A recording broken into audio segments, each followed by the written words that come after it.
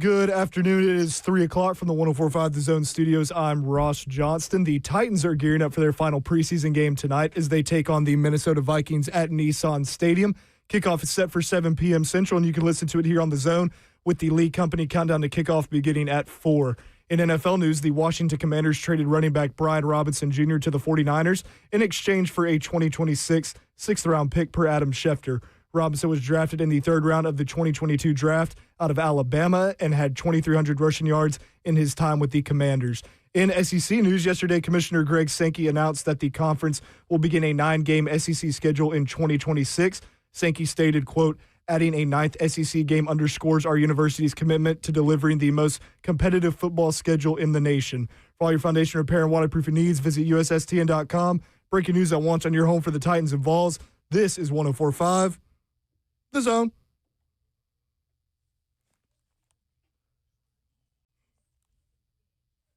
Can't hear fucking shit.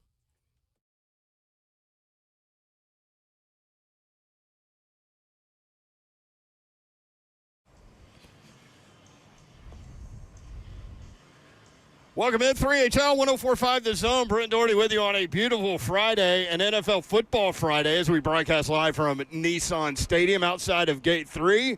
If you're coming to the game, swing by and see us. Don Davenport is here, y'all. What up? What up, Babsy? Happy Friday.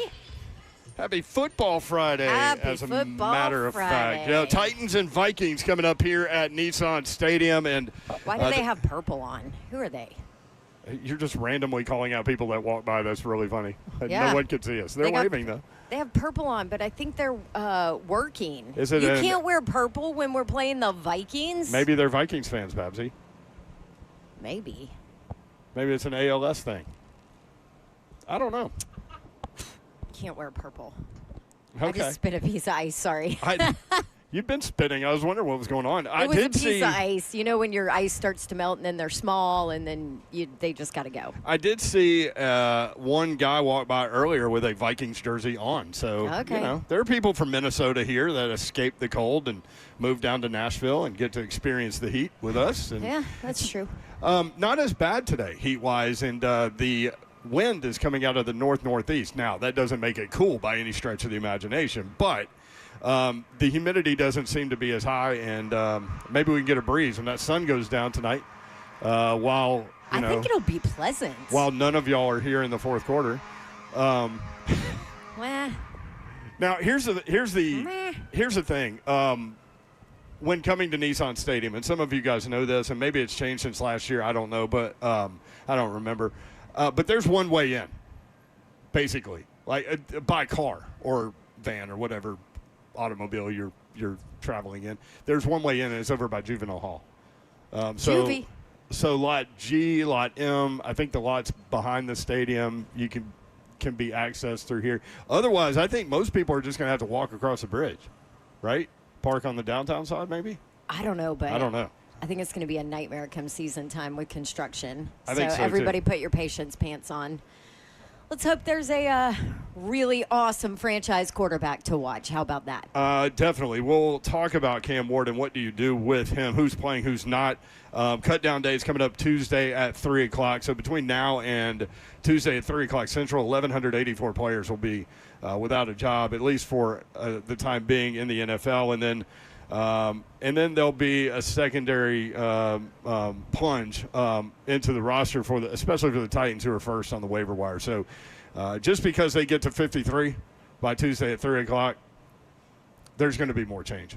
And there's basically a secondary draft, if you want to look at it that way. What do you think? So that's going to be really interesting to see what they do. Let's put a number on what you think. And it's funny because Coach Callie was asked about this, because how do you balance the making your team better when you have first pick on the waiver wire and knowing that whoever you bring in isn't going to know anything about what you have set culture-wise, what you want to do schematically, right, offensively, defensively. They're starting from scratch, right? So how do you kind of balance making your team better, knowing, okay, this person that we can grab first on the waiver wire is going to be way better than what we have at the end of our roster right now, with making sure that that culture you've set stays, and making sure that they can step in and learn quickly. Yeah, Easton Freeze went through an exercise on A to Z Sports, and he went through his 53 right now. And it's really interesting because, like, he put in guys that are locks to make the roster, he thinks, and he put in, guys that could make the roster, might not, doesn't, you don't know. Then he put guys that could be replaced with roster wire moves.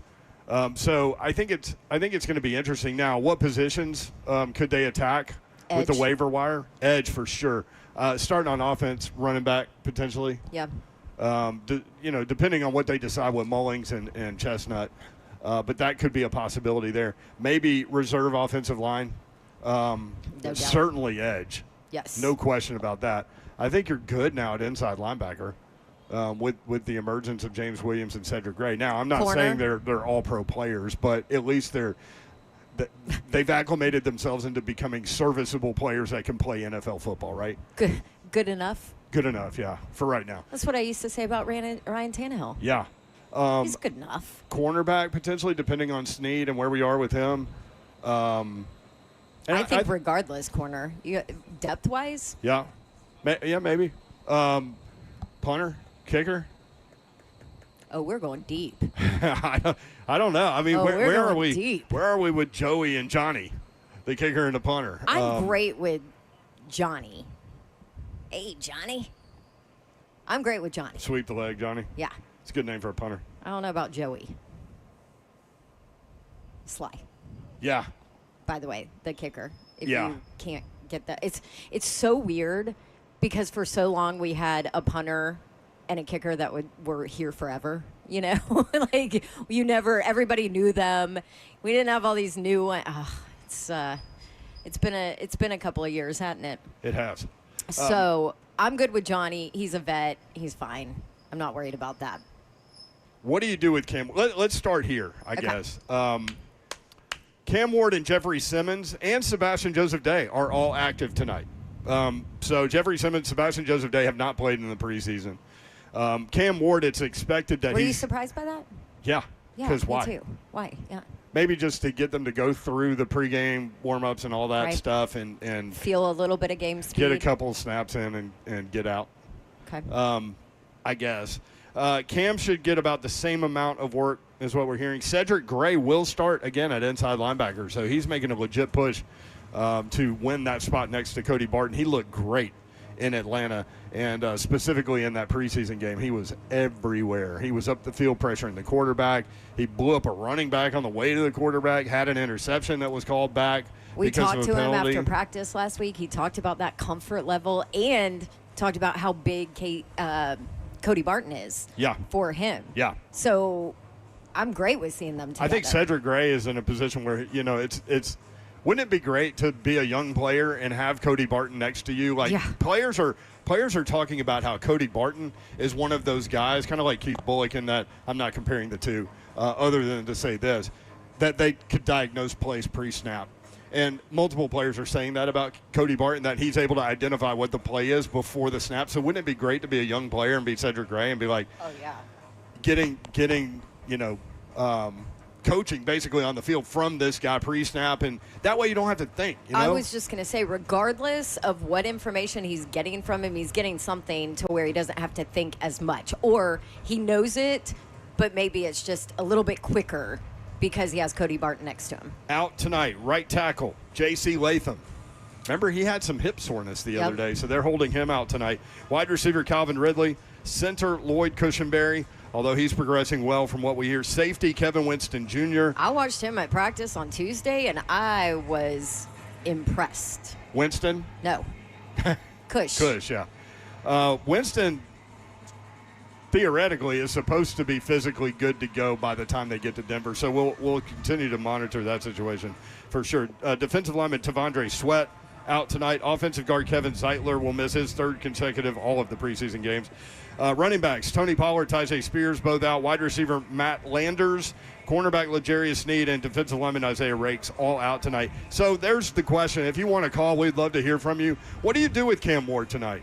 Would you even play him with J.C. Latham out now, with Cushenberry out? with Zeitler out. You've got 3 of your 5 starting offensive linemen that are out tonight. Well, what do you do with Cam? If you play him, do you play him one series? Do you give him the work that he's had, 10 to 15 snaps, no matter what that looks like? 615-737-1045 if you want in. 615-737-1045. Brent Doherty, Don Davenport with you. Ron Slay will be back on Monday, and we've got a lot to get to. We'd love to hear from you. Again, 615-737-1045. The League Company countdown to kickoff begins at 4 o'clock, and we'll dive further into this Titans-Vikings matchup. Titans radio coverage will begin tonight at 6 o'clock. We'll be right back. If you want in, again, 615-737-1045.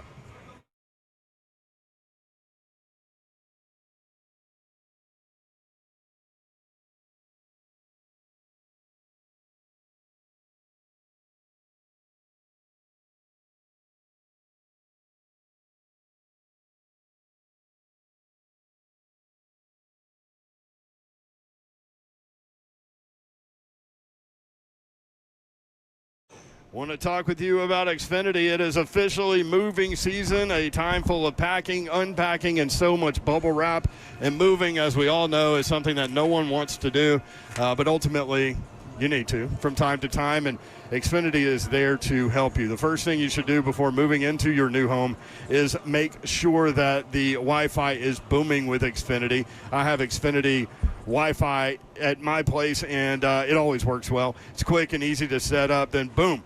Your new home is hooked up with the ultimate Wi-Fi experience. Xfinity Wi-Fi, the best. You can stream your favorite shows while someone else deals with all those boxes, and you can get it done with Xfinity. Make the right move with Xfinity. You can learn more at xfinity.com/move. Again, that's xfinity.com/move. Again, nobody likes to move. Let Xfinity be the Wi-Fi that can boom with you in your new place. Restrictions apply, not available in all areas. To get started, call 1-800-XFINITY, visit xfinity.com, or drop into an Xfinity store today for more details.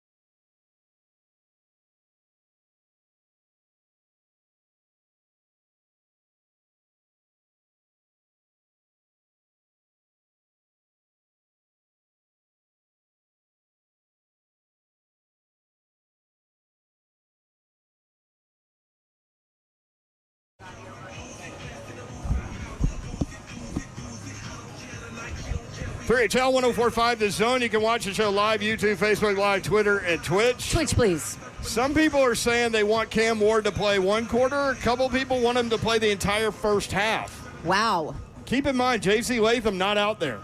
Neither is Cush, neither is Zeitler, which Zeitler and Cush haven't been out there the whole time anyway. Right, but when you add J.C. Latham to the mix, especially on that right side, I'm definitely not going an entire half with him.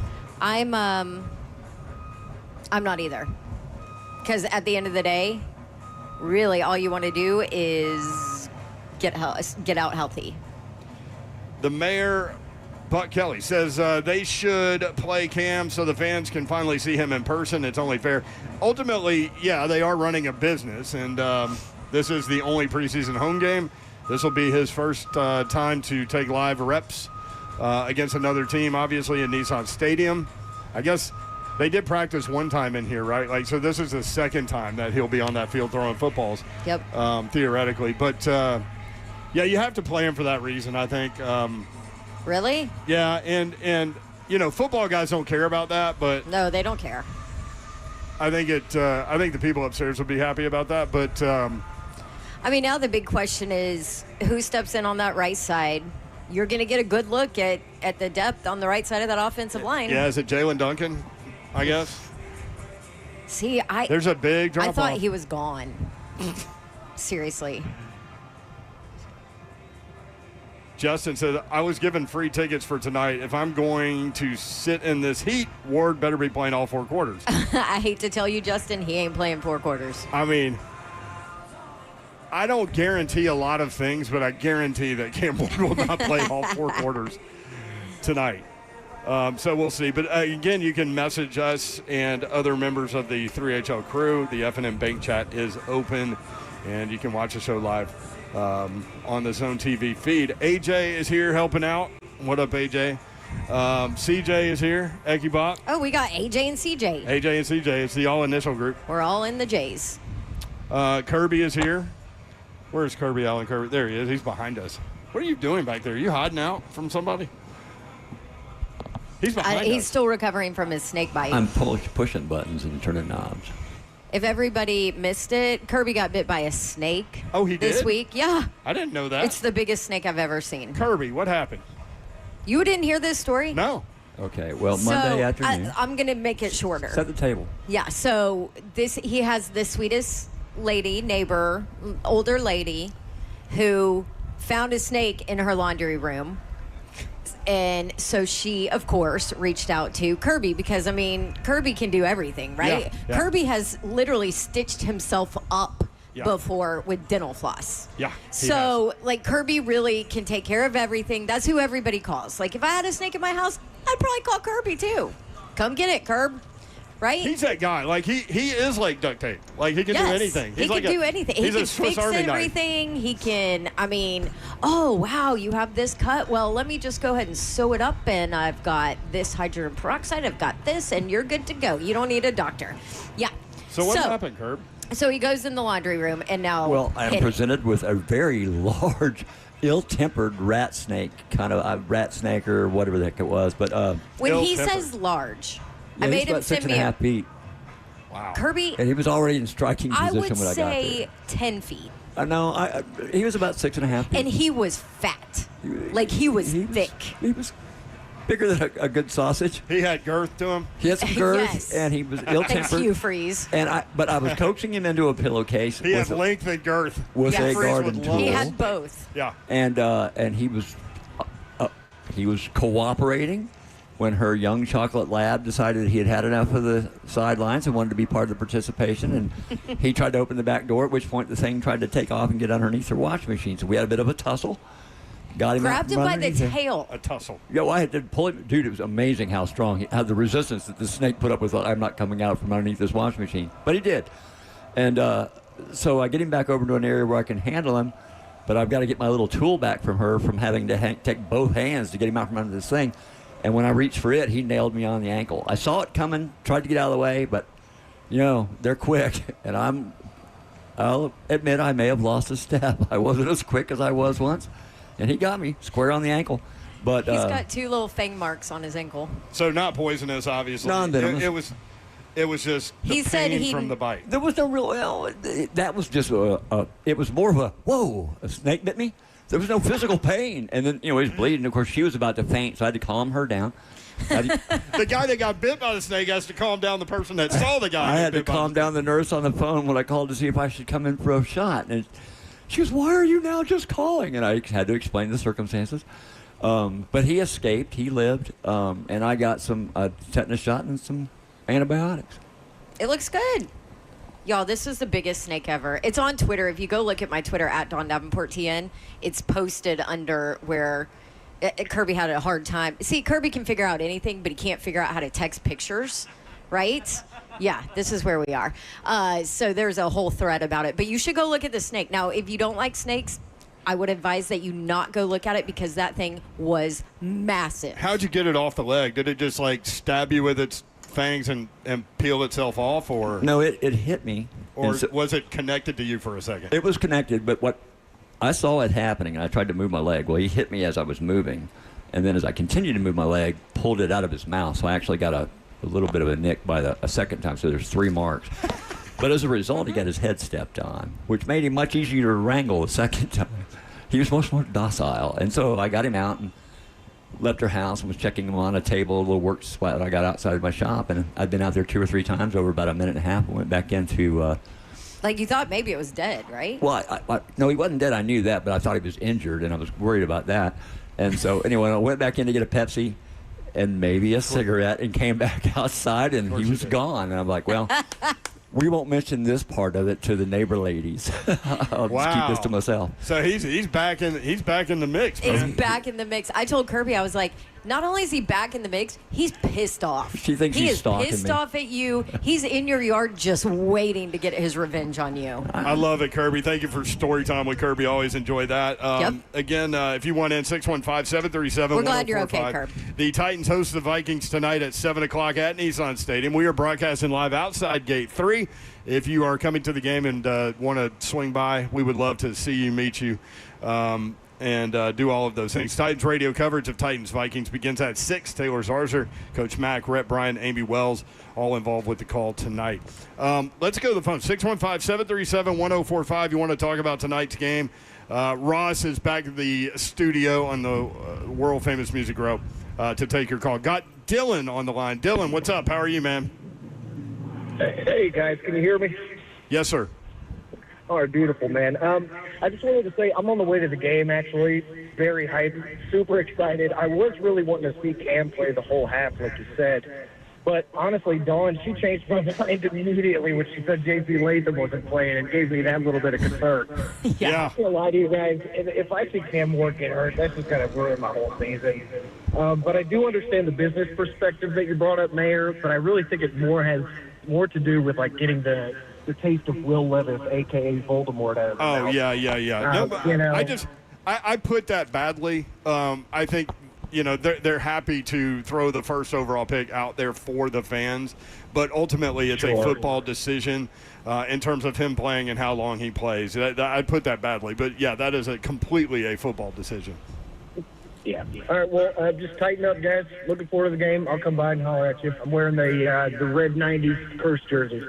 Oh, there you go. Oh, I like it. Yes.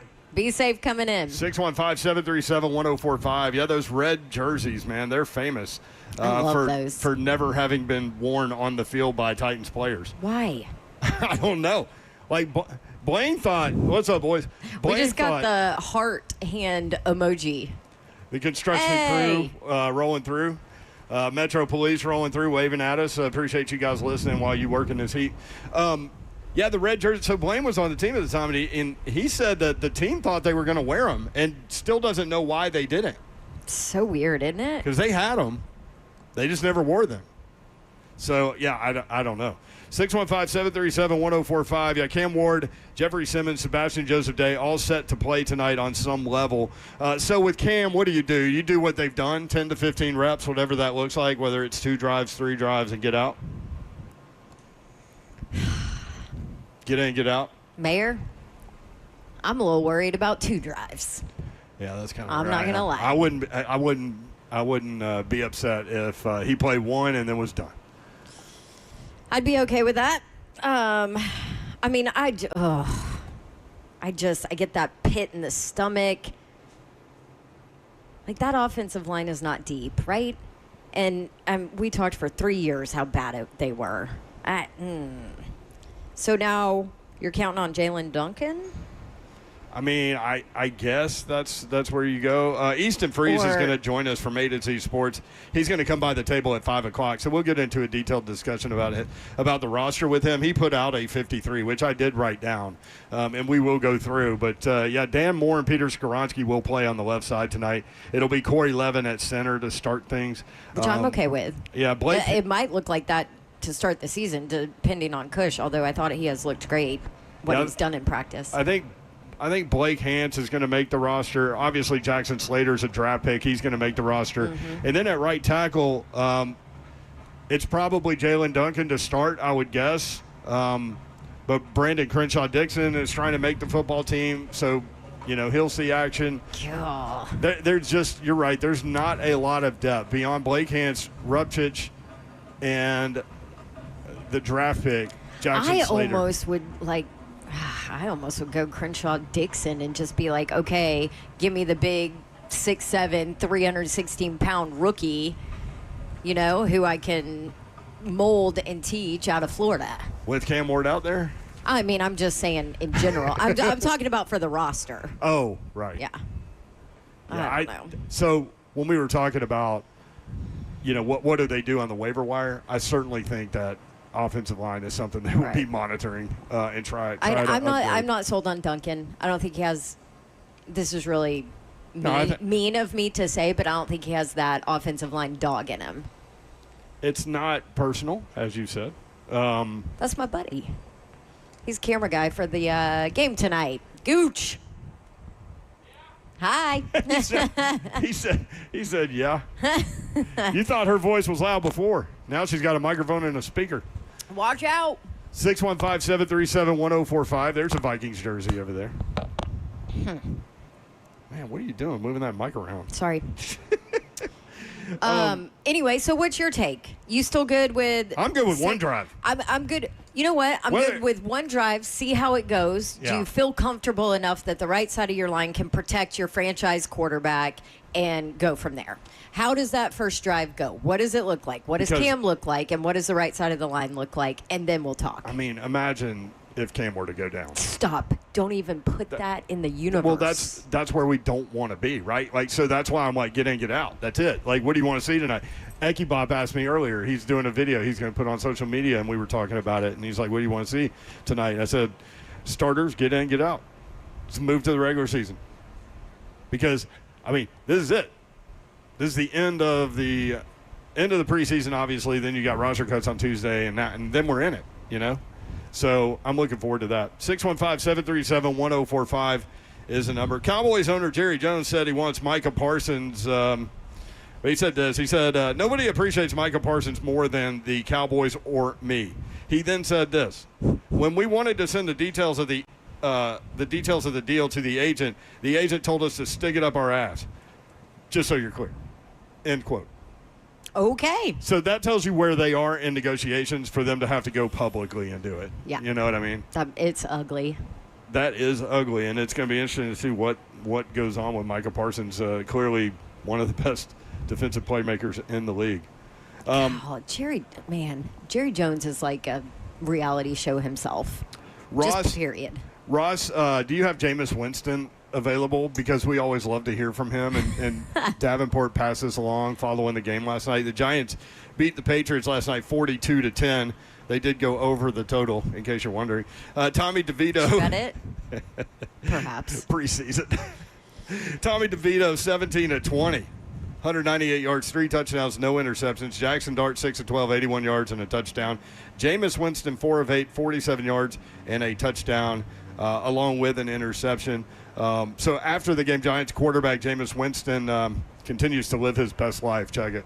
Hey, I'm just saying, they call us the Three Amigos, but somebody had the hat trick today. We turning up, and we got the young bucks, and we eat W's. with the Young Bucks. You know what time it is. Go Big Blue. We turn it up. We setting this thing out. Where he at? They running away. The three amigos, the three tutties. Good night. The three amigos. Does anybody The have more three fun? tutties. Yeah. Eating three tutties. W's. Yeah, DeVito had the 3 touchdowns. Does anybody enjoy life more than him right now? Isn't He's he fun so to watch? Funny, man. I mean, as a starter, he wasn't.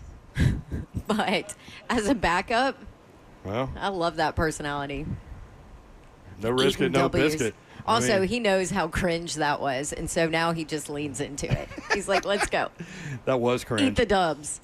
We have one more cut of audio that we need to play, Ross. Ooh. Patriots head coach Mike Vrabel. Let me just set it up this way. Mike Vrabel's about to fire somebody. Listen to this. Like there was a report today that Jalen Pope will have to have season-ending shoulder surgery. Can you add anything to that? No. I don't know, other than I'd like to find out where some of these come from. You know, some of these rats around here, so we'll figure that out. Some of these rats around here, we're going to figure that out. Vrabes. Oh, boy. Okay, we covered Vrabes for a long time here. Yeah. I promise you he gets rid of leaks in his building. It happened here. It will happen there. And it's not pretty. It's funny. You're either on the Vrabes side or you're not. It's funny. A lot of you're coaches gone. don't spend energy on that, like trying to figure out who's saying what to who and all this stuff. But He's a control freak. He is one of the guys that does try to spend time doing that. Absolutely. And it was funny control to freak. kind of watch that go on here. But Well, listen, there's a lot more media connections there too, right? oh yeah, In New for England, I mean, you've got media members that have been covering that franchise for years and years and years. sure. Jameson on YouTube. If Winston gets cut, we need to pick him up. Well, I mean, we argued about that in the offseason. Like, we wanted Jameis here. But, I mean, selfishly, it's because we do what we do. Right. And that guy's a walking soundbite. I mean, I'm not sure if he would fit the culture that has been established here. Now, I'm not saying that he. I mean, his teammates How can I love say him, this? How and can I he's say this? a hard worker. Don't get me wrong. his teammates love him. How can I say this nicely? I guess can't. I guess I don't know. This is 3HL. There's So, a certain immaturity level that goes along with that guy, and that's why we all love him, because Right. he says whatever the hell's on his mind, and he's always laughing, and he says weird things, and he looks at things in a weird way. He's not boring at all. Patricia saying Vrabel being Vrabel. Scoop, damn Vrabes, not the rat. He went rat. Typical Med says, could you imagine Vrabes coaching Winston? Oh my gosh, no. Benjamin Buck, can you guys just interview Winston just for fun? Yeah, that's what we were talking about. Like, if he ended up on the Titans, can you imagine Slay putting Jameis Winston in the boom boom room? No. That would be amazing. You and I would just sit back like, That would be let's watch amazing. this unfold right here. I mean, I don't know. They could trade him, right? Or release him. I mean, I think he has value. you're not going to keep DeVito, Jackson Dart, and Jameis Winston all on the active roster. Right. Right? So something's going to happen there. 615-737-1045. Ryan says Jameis needs to be on College Game Day. That would be a great place for him to be. Could you imagine him and McAfee together? I don't know if he would be good or not. Like, he would. I don't think I could handle that. What would be good about him from a broadcast perspective would be, it would be fun to watch the other people on that show react to him. And because squirm. he's going to say things that you don't anticipate, which doing what we do is, I think, is always fun to react to situations like that. But like Herbie was sitting there. Nick Saban? Oh, Nick Really? Saban. Yeah. Nick Saban, who like taps his finger when he wants to start talking. Can you see Jameis He does. be like, "What is your He what's your does do finger that, thing? doesn't he? What are you doing?" Saban does do that, doesn't he? Yeah, Why have I not noticed that? you have. We've talked about it. Oh, that's news, Maybe not. news to me. Again, I guess. That's also fun going through life when you hear things again and you think it's the first time. I'm going to start doing that to you. You probably already do. No, I just talk over you. 615-737-1045. Titans and Vikings coming up at Nissan Stadium. We're broadcasting live outside Gate 3. We'd love to see you here. We're staring right at Juvenile Hall just to give you kind of a geographic location. Juvie is right in front of us. The Lee Company countdown to kickoff begins at 4 o'clock. Easton Freeze from A to Z Sports will join us at 5 here at the table. We'd love to see you. 615-737-1045.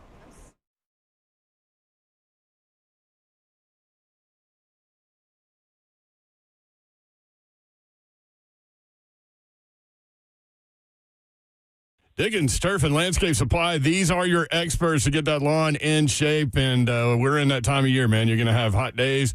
We're going to begin to have cool nights. You need to know what to do in terms of planning to move forward with your lawn. You need the experts at Dickens Turf and Landscape Supply. Trey Hartsook is here. Hey, Brent, I'm going to tell you a question that we commonly get when this time of year is approaching is like, hey, when's a good time to start aerating and overseeding?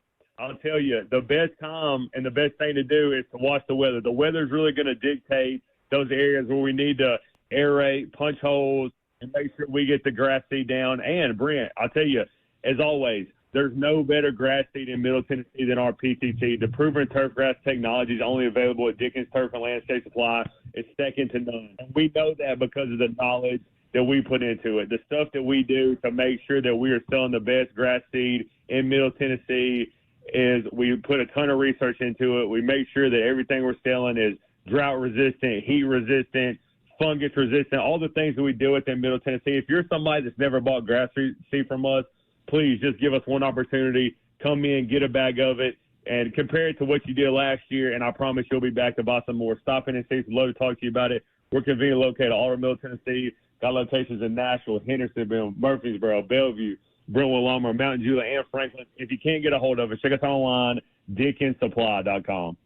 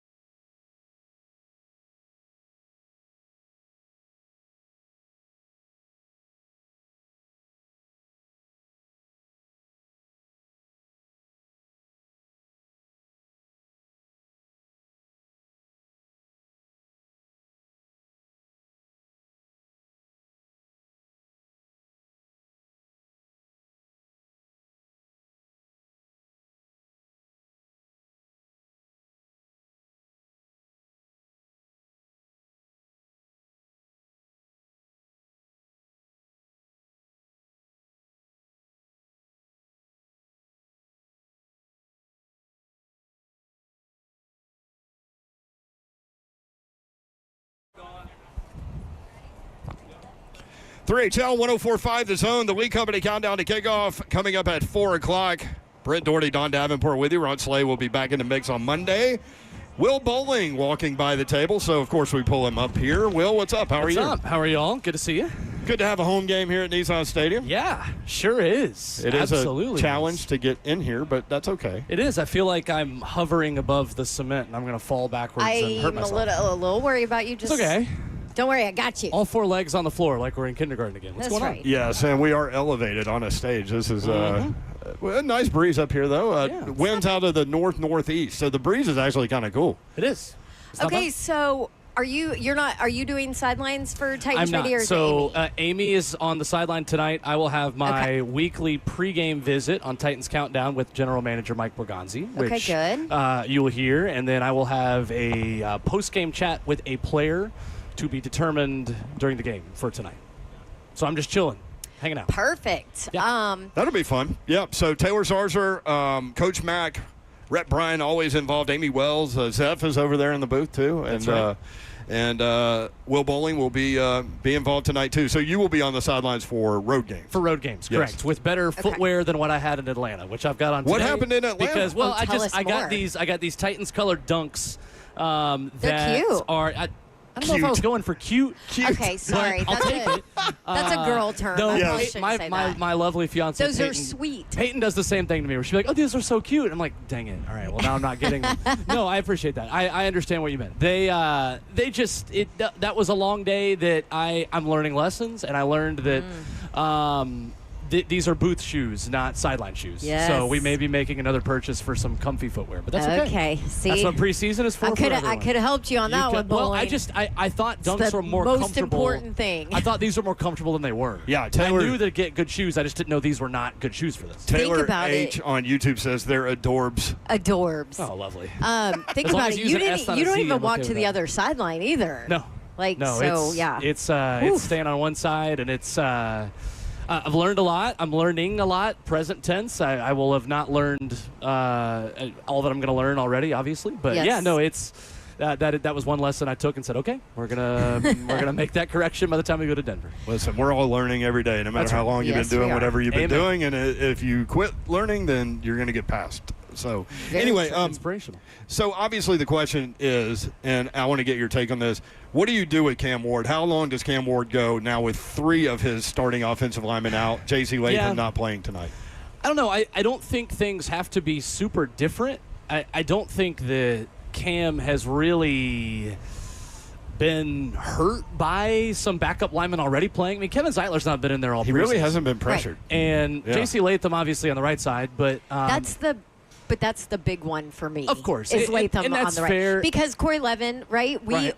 I think as a whole, are we even okay if Cush needs an extra week or Oh, two once absolutely. the season starts? I'm okay with Levin as long as it's Yeah. not permanent. No, I'm definitely okay with Levin early. I think where Lloyd Yeah. takes things to the next level is the pre-snap reads and checks that in this system, the center is doing a lot of. Right. That's not the case in every system, obviously, where sometimes that voice is the quarterback. But And I you're think not it's- seeing a ton of that in the preseason. No, you're not. You're Anyway, not. because this is so vanilla. Exactly. I think as far as tonight goes, I think it's a good lesson to Cam in not bailing out of the pocket too early the way he did in Tampa. And I think, too, if he has Kevin Zeitler at right guard and senses some of that pressure and that stunt he saw against Tampa, maybe he doesn't bail out of the pocket. So if anything, you're learning even more valuable lessons because you don't have the full display of your starting offensive line. It forces Cam to be comfortable being uncomfortable a little bit, and I'm okay with that. Yeah. And I do think, too, that if this was last year's offensive line with backups in, maybe we're having a different conversation. But it feels to me like the Titans are taking chances with reserve linemen this year that they were taking with starting linemen. And I trust what I have seen from the second line of the depth chart at tackle more so this year than I was even maybe trusting the starting line of the depth chart at tackle. And for that reason, I don't think every backup is created equally. Titans have as much competitive depth on the offensive line as they do anywhere in this roster, to the point where I'm all right with Cam getting out there because I think Cam needs to throw to his young receivers as much as he has his starting receivers. Well, and the other thing about that is you're also talking about Cam Ward back there. as opposed to Will Levis, and you feel confident that Cam Ward can protect himself too with what he can do, with what he can see, with his vision, with how he can move, all of that in the pocket too. So I think so. I guess that's fair. Okay, one more thing on Cam. I think before you go where you're going, I think it would be a great time to work on the quick game. I mean, anything where he's throwing. Well, give me 3 steps and get the ball out of your hand. I think for the receivers, he throws with so much anticipation. I think you talk to people around the team and around the staff. I think that's a great what point. he does already that is uncommon for a player of his age. Yeah. To where right now it's just a little tick off with Elikai Manor and Chimere Dike and some of the younger guys. When they're turning, they don't know where the ball is yet, and so. You can only really figure that out in live reps and in doing it. And there's only so much choreography you can do in walkthroughs and in practice to say, all right, when you run a 5-yard out, I want you to curve your route this way in this situation against this coverage because I'm going to put the ball here for you. Elikai Manor is turning and the ball's not where he's expecting, and he just hasn't been able to really connect with him yet the way Cam has been able to already establish that with Calvin Ridley and Tyler Lockett. So I think even for that point, Brent, you're correct that the quick game and just the timing, it's there with the starters. I'm not quite seeing that. It's not a concern yet. I just need to see it. They need to keep doing it with some of the younger guys. Yeah, I don't need to see a 7-step drop tonight. No. At all. Well, it doesn't help many. To the point on Tuesday, you were sitting right there too because I was up against the sideline. You were, I think, sitting in the bleachers right behind me. It's happened every single practice. But Lockett and Cam's conversations once they're done with drills. So, like, as a sideline reporter, you learn to read lips, right? Because that's how you can find out information if maybe you can't hear. It's good to know, Bab. So, yeah, you can read lips a little bit, enough to know what they're talking about, and the knowledge that the questions Cam's asking Lockett and the knowledge he's pulling from him after everything. It's happening in games too. It's awesome. And I saw that specifically in Atlanta because Tyler obviously wasn't playing at all, and he's sitting on the bench with a tablet. And everywhere, I can tell you this certainly, and I've done hits on Titans Radio about this the first 2 preseason games. Everywhere Cam goes on the sideline, he has a veteran with him. Whether that is Jeffrey Simmons, which is why I wasn't moved by the Jeffrey Simmons stuff Monday because I've seen the way they're interacting on the sideline. Right. Nobody is more in Cam Ward's corner on this entire football team than Jeffrey Simmons is. Yeah, because he's like, oh my gosh, can you please put some points on the board so that we can do our job? Fair. Yeah, I think he's found rejuvenation. I think he's found new life. I think Calvin Ridley career. has. I mean, Calvin Ridley looks like an assistant wide receivers coach the way he's acting on the sideline. It's just felt like the last year and a half or so, like that Jeffrey Simmons, and sure you can say this about everybody, but it seems pretty obvious that he's been affected by the losing. You know what I mean? Yeah, because he's had to answer questions about it. And now he seems like a new dude almost. And I think he's got more people who can answer those questions, right? Right. And he finally has someone to spar with verbally. Let me not contact-wise, Jeff, if you're out there, but maybe verbally with Cam. I don't think Jeff is used to having somebody respond to things he says since Taylor Lewan left. Right. I mean, honestly. Yeah, that's true. But there was a moment where they were watching Brandon Allen. Cam had been off the field for a long time. And he is standing with Lockett at the front of the sideline. He's not sitting on the bench. He's not, talking to Bohardigree. Like, he's watching with Tyler Lockett on the tablet. Like, all right, what happened there? Yep. Let's go through this. Like, very active participant in everything that's happening. I think for fans who are in the stands tonight who've got their binoculars on Cam, and I understand why, you're going to see a lot of that tonight. It's funny, too, because I asked Tyler about it afterwards because it was the first day I'd actually met him. I had not met Lockett yet. Yeah. Nicest dude, impressive. Right? Really impressive. Such a good dude. But anyway, he kind of like shut it down. He's like, oh, no, I mean, he's good. He doesn't need me. Da-da-da. I'm like, okay. I just watched numerous times the questions he asked you and the way that you answered them. But I love that you brought that up because one of the beautiful things about being on the sidelines is that you get to see you get to see all of the interactions, and some of it is appropriate to talk about publicly and some of it is not, right? And that's a part of your job as a sideline reporter is to figure out what is and what isn't and what fans care about. So I love that you pointed that out about Cam. I'm curious if you had a chance to watch offensive line group as a whole and what you've seen from them during the preseason on the sidelines. I'm definitely seeing J.C. Latham step up into more of a leadership role. There was a play in Tampa It was a 2-yard run, but at right tackle at the time, Brandon Crenshaw Dixon pancaked his guy. And J.C. Latham was about 5 yards onto the field, like hitting the ground with his towel, like, let's go, come on. That's awesome. And then he came back, and the drive stalled. Like, it wasn't even a great possession for the offense, but J.C. was watching his guys, his tackles. He was literally, like, miming hand placement, and he's coaching up Brandon Crenshaw Dixon sitting on the bench of like, all right, when they do this, I want you to move your hands here, and he's literally showing exactly what to do. I don't think this That's team a second-year guy. right. Yeah. I don't think this team had a lot of that last year, and I think you can tell the talk about culture and the talk about the kinds of people Mike Berganzi and Chad Brinker want to bring in. Those are words until we see it play out in real time. Right. I think you're starting to see, by the way the veterans are interacting with the younger players, the way a lot of the younger players are stepping up and using their voices. I think Cedric Gray, who you guys talked with this week, is another good example of that. Yes. I'm starting to see actions that back up the words of the Titans wanting guys who love ball. How long have we heard the Titans say, we want guys who love ball? Yeah. John Robinson said that, and they still drafted Isaiah Wilson, right? Yeah. And, like, I know that's a COVID draft. You don't get to know him in person, all these things. But, like, I'm seeing players who are backing up the kinds of things the organization has said they want and value. It's preseason. Everybody's engaged and happy and excited to be here, obviously, when you're 0-0. I genuinely believe you have a type of locker room that's going to continue behaving and acting and buying into each other in that same way, even in October, November, and December as the season goes. Will Bowling, you can Love catch it. Will on the in the mornings, 6 to 10, weekday mornings on 104.5 The Zone with Ramon. And Will, thanks for stopping by the table. Yeah, Have fun thank tonight. y'all. Good to see Thanks, you. Bowling. Look forward Will. to your conversation with the general manager, Mike Borgonzi, coming up on Titans Radio. When we come back, we'll talk more about the Titans and the Vikings. The buses just went by. Somebody went by with a police escort. Live from Vikings? the 104.5 The Zone. That's what I was thinking. Circa Sports Studio on the road. Kentucky's largest sports book can now be found at Circa Sports at Kentucky Downs. The Lee Company countdown to kickoff starts when we come back. 3HL broadcasting outside Gate 3 at Nissan Stadium. This is 104.5 The Zone.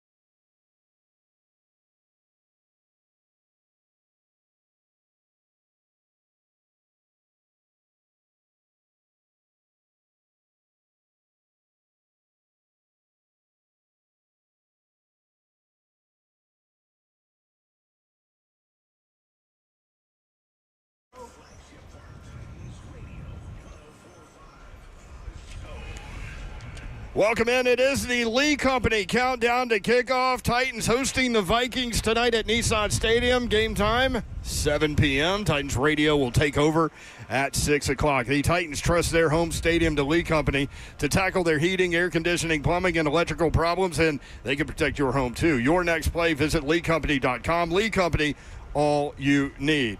Babs, home game. Let's go. And maybe even more importantly, and maybe even more exciting, the fact that it's the last preseason game. After this, roster cutdowns due by 3 o'clock on Tuesday, and then it's regular season time. Full attention on the Denver Broncos and that regular season opener on the road. But tonight, thank goodness. Yes, we will start with this. Out tonight, right tackle J.C. Latham, which we'll talk about in just a second. Wide receiver Calvin Ridley.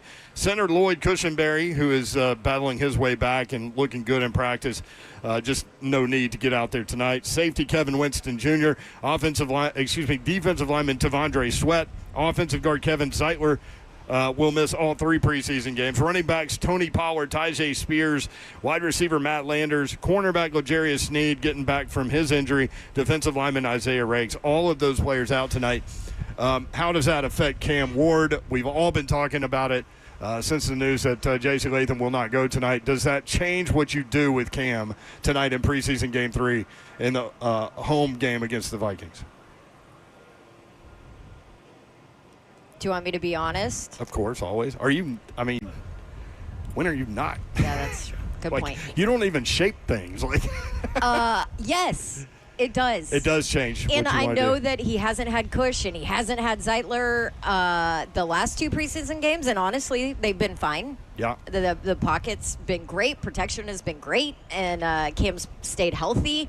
But J.C. Latham is a big, huge monster piece on the right side, and it concerns me because at the end of the day, what is the one thing that has to happen coming out of tonight? Stay healthy. That's right. That's in it. And out. And in that's and out. all that matters. So I would say, first off, Callie was not as adamant about his starters playing the first 2 series this week. They went hard at practice. It was 100 degrees out there. They were in pads, hitting hard for the 2 days that I saw. And he said it'll depend on practice this week, and we'll kind of see.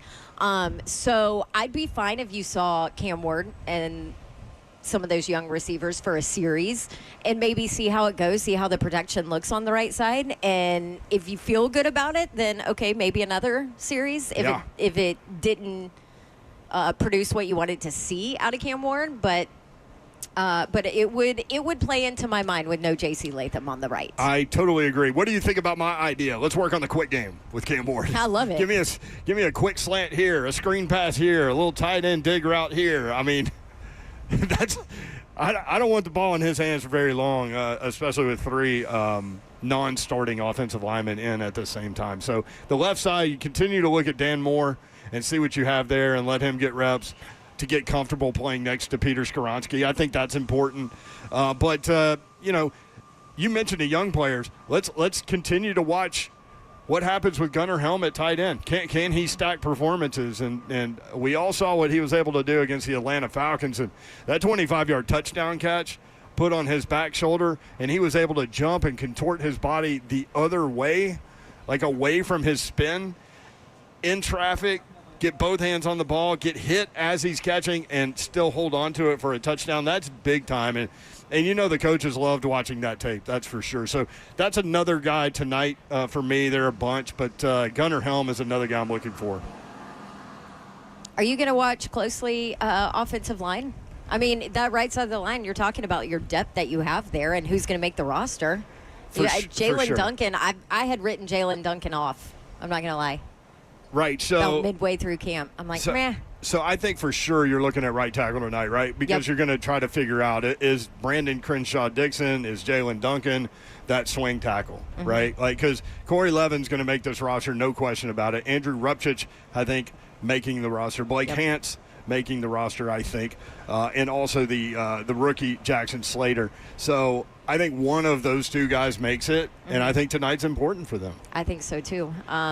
And I look at Crenshaw-Dixon. God, that is a big body, man. It's a big dude. 6'7", 315, moves pretty well. Yep. rookie out of Florida. I think there's some potential there, but it's. And then we can't forget the waiver wire, that there could be some options there as well. I think offensive tackle you're looking. I think running back you're looking. Can you upgrade there? Can you upgrade? Certainly at edge. I mean, they probably have like sirens go off in the building when edge players get released. Yeah. Right. Like, let's take a look at this. I would Corner's say corner. another one. Yeah. I think they're looking at the waiver wire as a secondary draft, and we keep talking about it. Rosters have to be down to 53 by 3 o'clock on Tuesday. Doesn't mean everything's coming down at 3 o'clock on Tuesday. Like, you'll start to see some cuts and some moves. I think the Giants just did a bunch, didn't they? Because they played last night. Yeah. So you'll see some. So they went ahead and hit it. You'll see some this weekend for sure. The Lee Company Countdown to Kickoff. Brent Doherty, Don Davenport with you. Ron Slay will rejoin us on Monday. Lee Company, all you need. Visit them online at leecompany.com. If you want in, 615-737-1045. What are you looking for tonight? 615-737-1045. Maybe you want to answer that question. What do you do with Cam Ward with J.C. Latham now out tonight? Again, hip soreness is what we hear there. Nobody seems to be too worried about it. I feel like if they had a legit game tonight, if they were playing Denver today, that he would play. Agreed. So not real worried about what's going on there. Inside linebacker. Again, we've talked about James Williams and Cedric Gray. And it's funny, like a month ago, you were worried about either one of those guys starting. And now I feel okay about either one of them starting, right? Like, and so now I think you actually have depth at inside linebacker with those two, the way that they have been able to compete with each other, which makes you get the best out of yourself. And the way that they've been able to develop through reps. Cedric Gray is going to get the start tonight at inside linebacker. Yeah, which I want to watch him more with Cody Barton too, just because I think he's allowed to play even faster when he's got Cody Barton with him as well. Big Jeff up. Did that surprise you? Yes. Big Jeff and Sebastian Joseph Day both up tonight. What do you want to see there, Babs? Like, I'd be okay with them being up, warm up, and not even play. Really? I'm okay with the series. Shake the rust off, do a little bit. Ridley, feel you don't the heat need a little bit. No, Jeffrey, I was done with Ridley after preseason game 1. I'm like, him and Cam are good. But you're good with Big Jeff for a series. Yeah. Knock the rust off. He hasn't played. Say. Right. You know, I have always been a big believer in having guys play preseason games. Always. And maybe it's the old school part of me back when, you know, Fish was the coach and they had 4 preseason games. And during the bully times, Keith Bullitt talked to us about it too. But, like, that was kind of their way to make sure they were back in the speed of the game. And, you know, third preseason game, usually they're playing into the half. You know, they played the whole first half and then sometimes even a drive in the second half to do the whole halftime thing and come out and make sure that you are ready for the real season. That is certainly changed nowadays in the league, obviously, and only 3 preseason games now, which helps. But I've always been a proponent of at least a couple of drives to make sure that you feel the speed. And I don't care if it's against 2s and 3s, whatever. It's just that game speed is different. The joint practices change things, obviously. Yes, and make it a little bit so. easier because you can feel a little bit of that speed during the joint practices. But so I'm okay with Big Jeff playing a drive or 2. 615-737-1045, the Lee Company Countdown to Kickoff. Lee Company, all you need. Visit them online at leecompany.com. Today's broadcast brought to you in part by SA Recycling. SA Recycling reminds you to be a good fan this game day and look for recycle bins in and around Nissan Stadium. When we come back, Easton Freeze, A to Z Sports, put together his 53-man roster. We'll take a look at that and see what that looks like next. If you want in, again, 615-737-1045. The Lee Company Countdown to Kickoff. Brent Doherty, Don Davenport, broadcasting live at Nissan Stadium outside Gate 3. Come by and see us. We'll be here until 6 o'clock on 104.5 The Zone.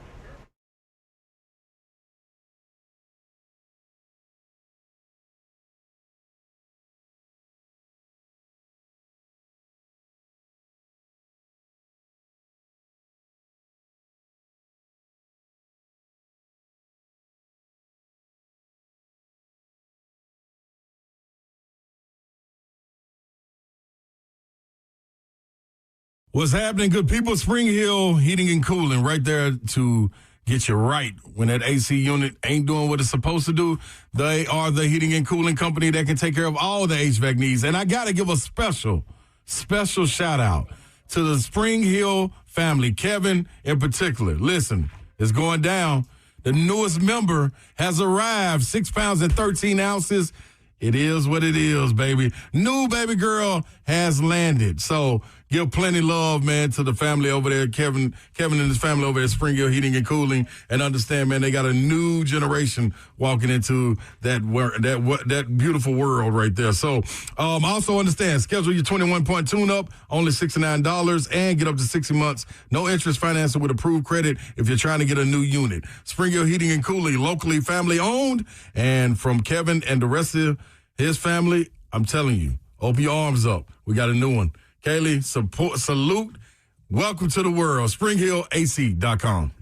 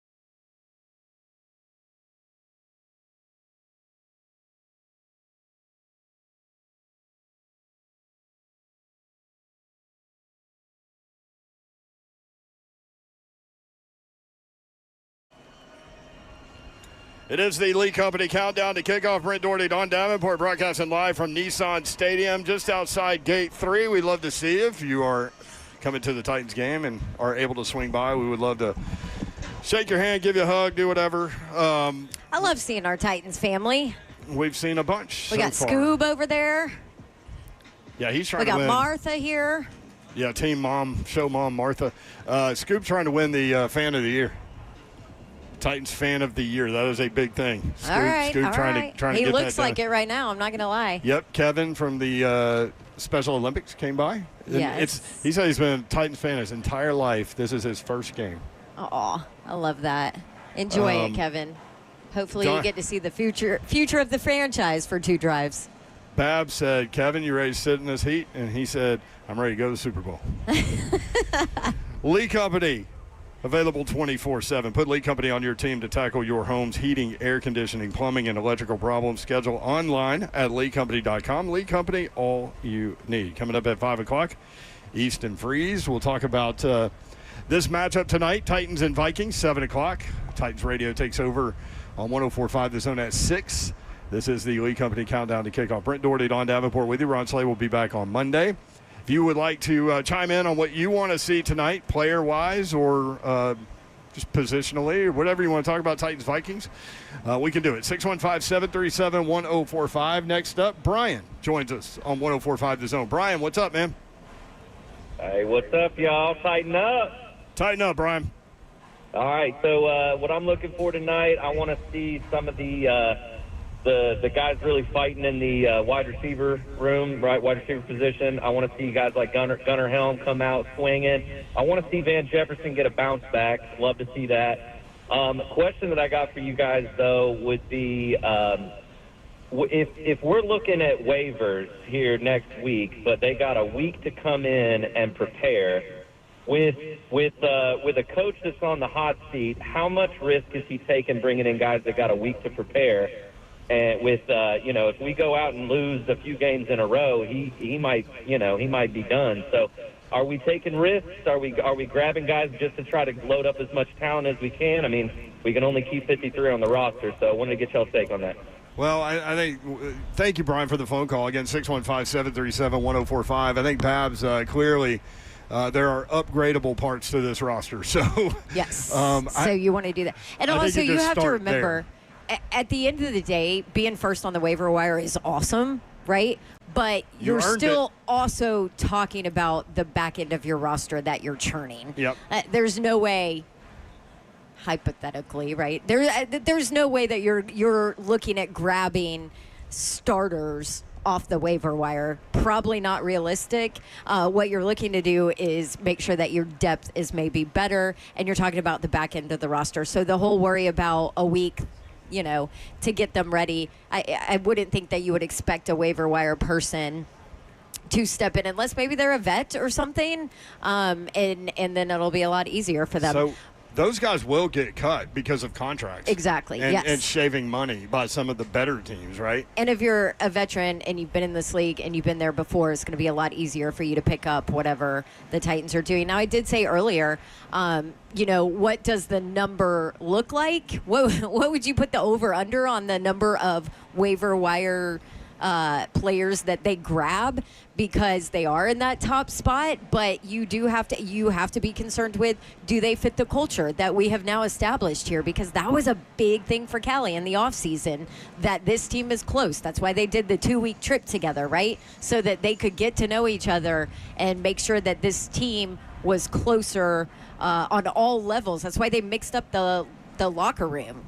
You don't have position guys next to each other in the locker room for training camp. You had, a DB next to a wide receiver, and all of that because Cali felt there was an issue with the culture last year in this franchise, and he wanted to make sure that was fixed. So first and foremost, as a coaching staff, scouts, all of that, you have to make sure that anybody you're picking up on that waiver wire fits in with what you built here in the preseason and what you want it to be moving forward, regardless of talent. That's going to be the number one thing. Right. Coach Mack talking with us on Wednesday, he said, man, they've got a department full of people that have been scouring these preseason games, and And so they have a pretty good idea on who can and will be released. There will be some surprises.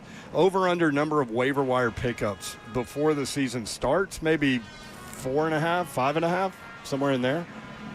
I think you're right. Is the problem with this roster, okay, you can upgrade over time in terms of starting positions, right? But, like, in terms of waiver wire guys, you probably aren't picking up a starter. Unless you look at the edge position and you can find somebody to interchange with Arden Key because he's a rotational kind of player. Maybe Femi's not as ready as you need him to be right now. That's fair to say. That could be the one position. Or maybe cornerback if L'Jarius Sneed's not able to go early in the season. So those would be the only two. Maybe kicker punter. I don't know what they're thinking there with Joey and Johnny. But Joey and Johnny. Doesn't it sound like those are two guys that like are in the neighborhood and you're 12 and you're, hey, let me go get Joey and Johnny. They can play some basketball. Yeah. But anyway, pickup game. Maybe those two guys. I don't know what they're thinking there, but no, that's a good point. 615-737-1045. Titans radio coverage of Titans Vikings begins at 6. Taylor Zarzour and Coach Mack. Amy Wells on the sideline. Rhett Bryan, the executive producer of Titans Radio. And Zeph will be in the building as well. I see Taylor Zarzour now visiting with fans in his Oiler blue sport coat. So that's good to see. He's behind that bush. Oh. I'm like, where? How do you see him? Or he was. Maybe he has since left. I don't know. I saw him walk up. I tried to point at him, but you were talking about roster moves. Sorry, I was all up in my emotions. 615-737-1045. Lee Company countdown to kickoff. Lee Company, all you need. Visit them online, leecompany.com. Do we have a mariachi band somewhere around us? Yeah. I feel like I should be eating chips and queso. Boy, wouldn't that be good? Easton Freeze in A to Z Sports. Easton will again. He's gonna join us when he gets here. He just gave me a traffic update, so it might be 5:15. That traffic is difficult, and prayers up to the people involved in the situation on 24 for sure. That interstate is shut down until at least 6. With a terrible accident there. But Easton put out a 53-man Titans roster on A to Z Sports, and it goes a little something like this. Number one, he says the offensive side of the roster is easier to figure out than the defensive side. Again, you've got to be at 53 by Tuesday at 3 o'clock. He said he counts 21 roster locks on offense and 16 on defense. So a little more gray area on defense. On offense, he's got Cam Ward and Brandon Allen. Maybe you practice squad a third quarterback. Is that Trevor Siemian or is that somebody else? That might be a waiver wire kind of decision there. Don't know. Running backs, Tony Pollard, Tyjae Spears. He's got Kalel Mullings making the roster. He also has Julius Chestnut. So he's got 4 running backs. Which I said this week, I'm like, with not knowing where Tyjae Spears is right now and with Mullings showing some promise, maybe has a little ways to go on pass pro. But Julius Chestnut being the veteran guy, when Callie talked about him, he spoke pretty highly of Chestnut. Mm-hmm. As a guy that knows what to do and how important it was for pass protection at that position and how Chestnut knows that and gets that. And so I said I won't be surprised they keep all of them. It'll make sense as we go through the roster, number one at the tight end position, because I think that those are you kind of lump tight end and running back together a little bit depending on who could play that hybrid fullback position if you have a tight end that's able to do that.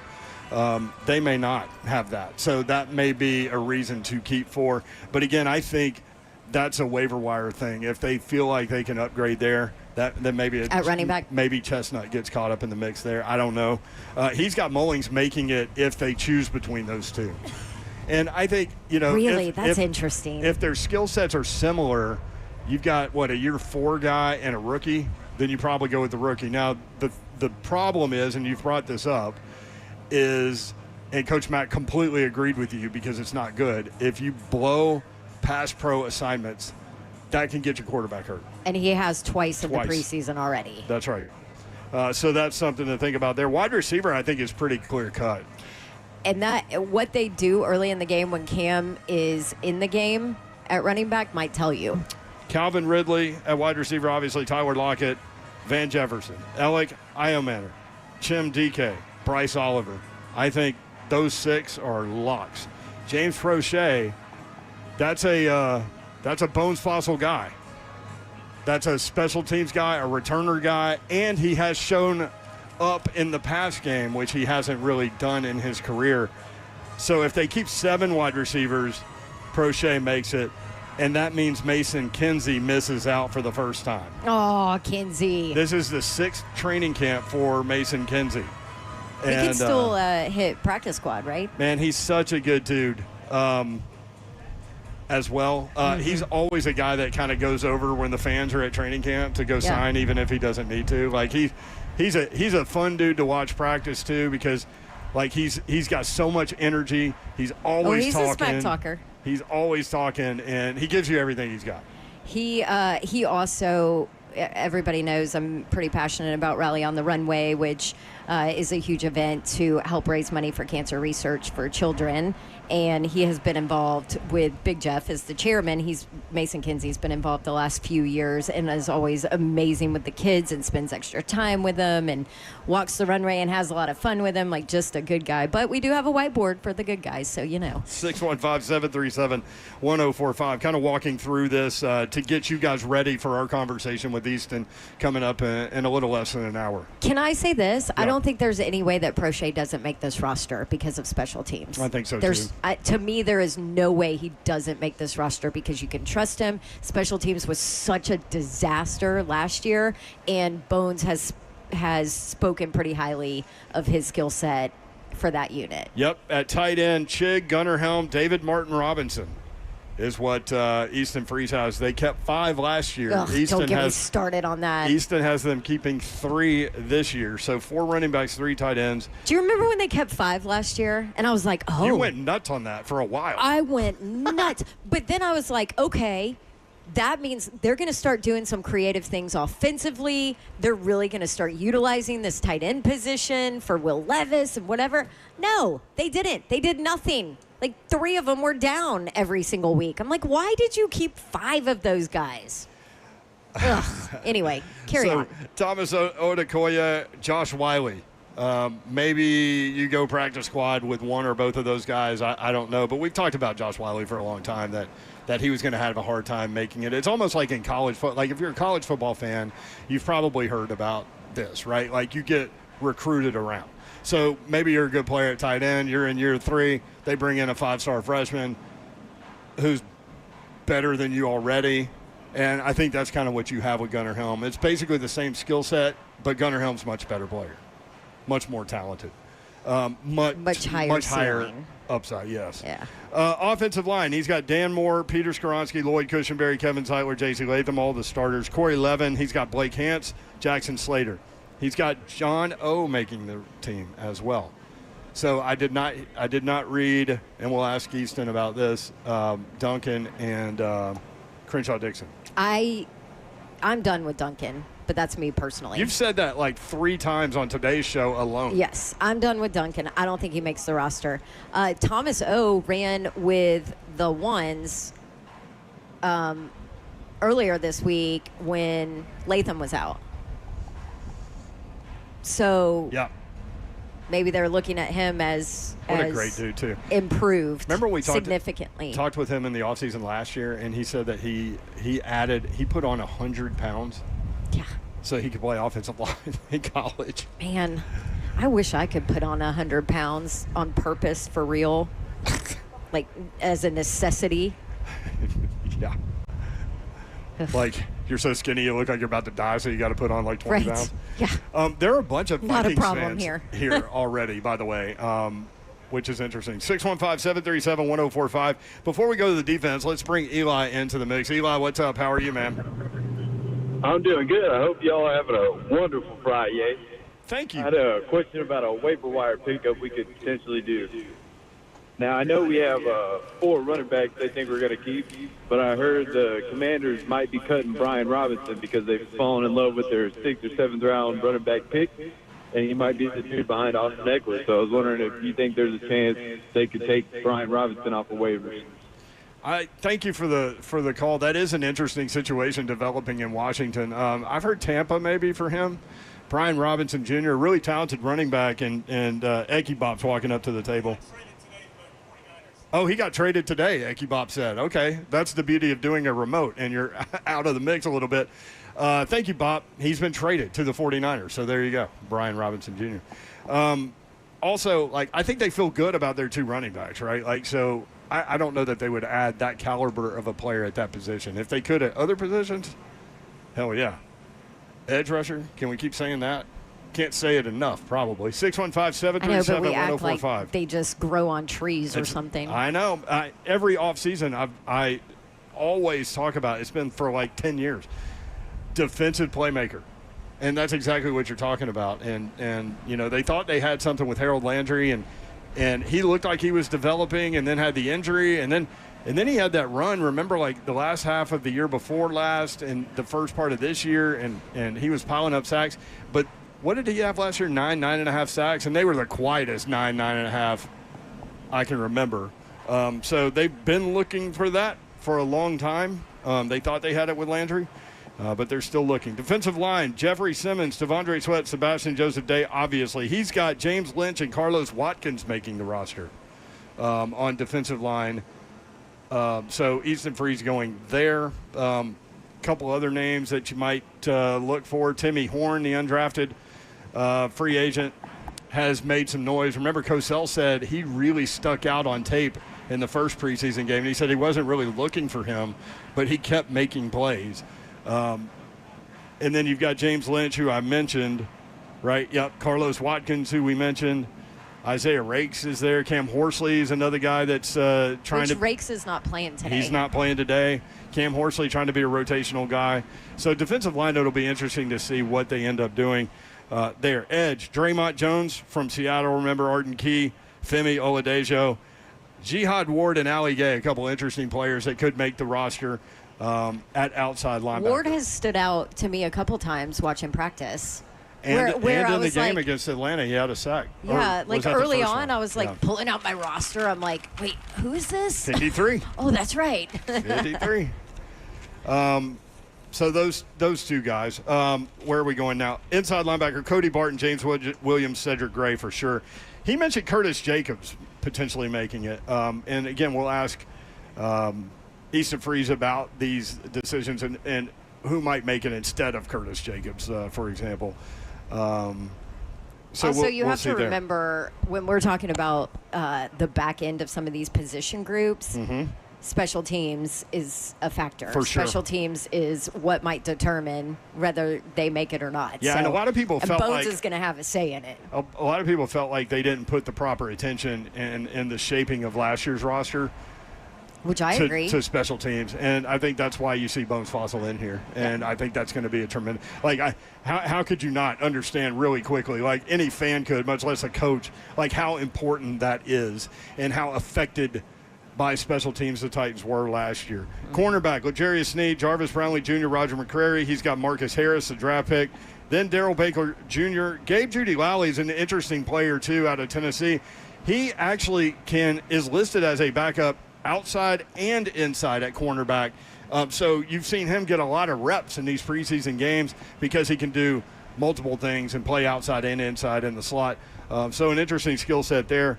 My guess is he will make it. We'll see. Amani Hooker, Xavier Woods, Kevin Winston Jr., Quandre Diggs, and Mike Brown all at safety. So we'll see what goes on there. Morgan Cox obviously will make it as the long snapper. I think this is year 16 for him. Would love to see him play 20. Wouldn't that be a nice little notch on your life resume? I played 20 years in the NFL. Not very many people can say that. Right. Man, he would be up there, too, in terms of, like, games played by a former Vol. Like, if you start thinking about, like, Jason Witten's probably number one on that list. He played forever. Yeah. But just thinking about that. Joey Slide, Johnny Hecker, the kicker and the punter. Joey and Johnny. We'll see what they end up doing there. Again, Easton Freeze will go into more detail about his thinking here with the 53. I think it's always interesting to kind of walk through these things when people put them out there. So we look forward to that conversation coming up here in a little less than an hour. 615-737-1045 if you want in. This is the Lee Company Countdown to Kickoff. Lee Company, all you need. Visit them online at leecompany.com.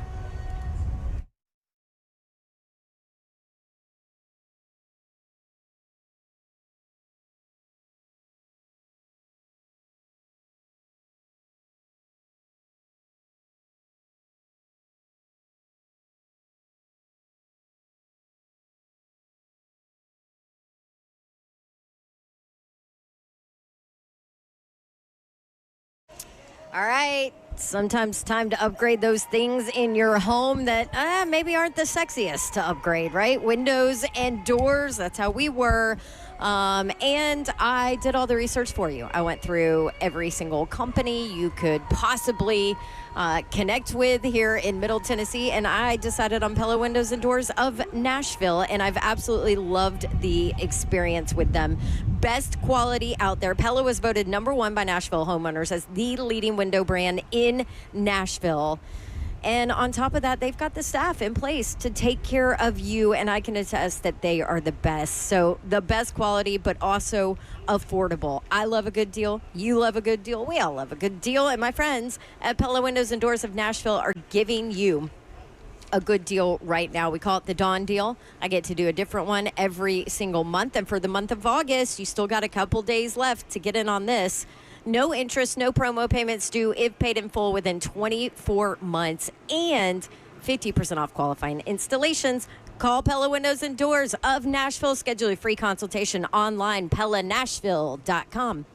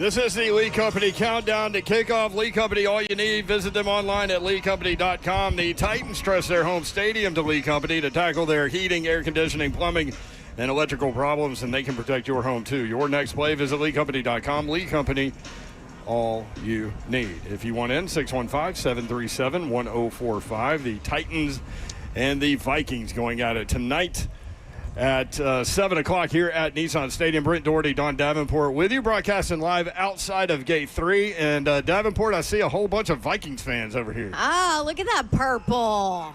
You guys live here? Oh, yeah. They're Nashville Viking fans. They escaped Minnesota, which is a beautiful part of the country. It's just a very cold part of the country. We were there for Super Bowl Radio Row when the Super Bowl was in Minneapolis. And it was like -10? It did not get above 0 for 3 consecutive days. I'm like, why would anyone choose to live here? I understand it's beautiful, but it ain't that beautiful. We basically had a tunnel from our hotel to Mall of America, and that's kind of what we did. Remember Media Night at Mall of America where they closed down all the roller coasters and everything to everybody but us, and we just kind of had our free reign in there? That was fun. That was fun. Although riding roller coasters while consuming alcoholic beverages, probably not the brightest idea. Not that I did that. No, yeah, we just saw other people. Yeah, we saw other people barely make it through. I want to give a shout out real quick. Shout outs presented by your mom and him, even when they are on the Lee Company Countdown to Kickoff. Yes, the Woodland Middle School varsity volleyball team is going to be in attendance tonight, and I do believe there is a Titans executive who has a daughter on the team. So shout out to the Woodland volleyball team. I hope you guys enjoy this Titans game tonight with everybody else and get to see at least a drive or two of Cam Ward, right?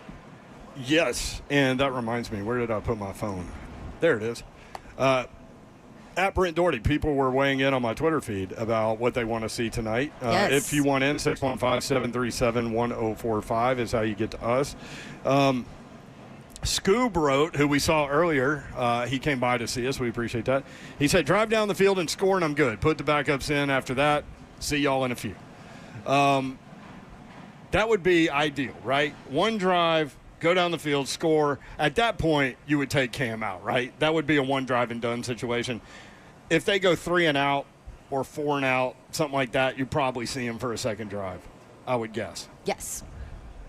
You good with Cam all Ward that? would be pushing for a second drive. Oh, Cam would probably just as soon play the whole anyway. game. I know.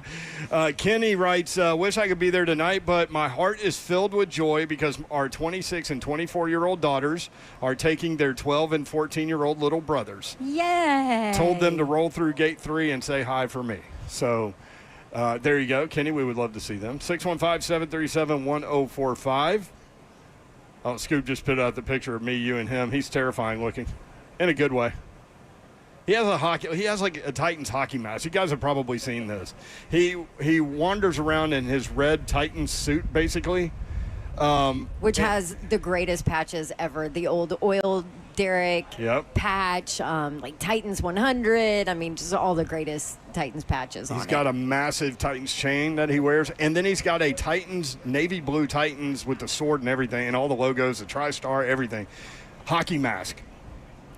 It doesn't just look like a hockey mask, though. It kind of looks like, what's that movie where that guy's crazy, Silence of the Lambs? Oh. I thought you were going Friday the 13th, where Jason did wear the hockey mask. No. I'm going Silence of the Lambs. Wow. Sorry, Scoob. Farfa beans. Sorry, Scoob. Clarice. All these things going through my head now. Yeah. 615-737-1045. Lee Company Countdown to Kickoff. So Jeffrey Simmons and Sebastian Joseph Day are going to go tonight. I wish we could get some time with those two from Tavondre Sweat, but definitely don't need to rush anything. He had something. It was an abdomen thing, right? And then he had tonsillitis. Mm-hmm. Tonsils removed. So my guess is if this were Denver, again, just like J.C. Latham, who's not playing tonight, I think Tavondre Sweat certainly would go, right? Yes.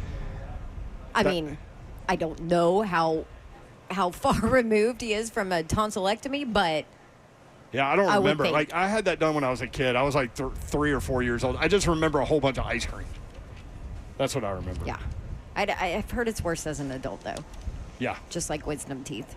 Everything's worse as an adult. You know, have you had your wisdom teeth taken out? I have. I have too. It was no problem.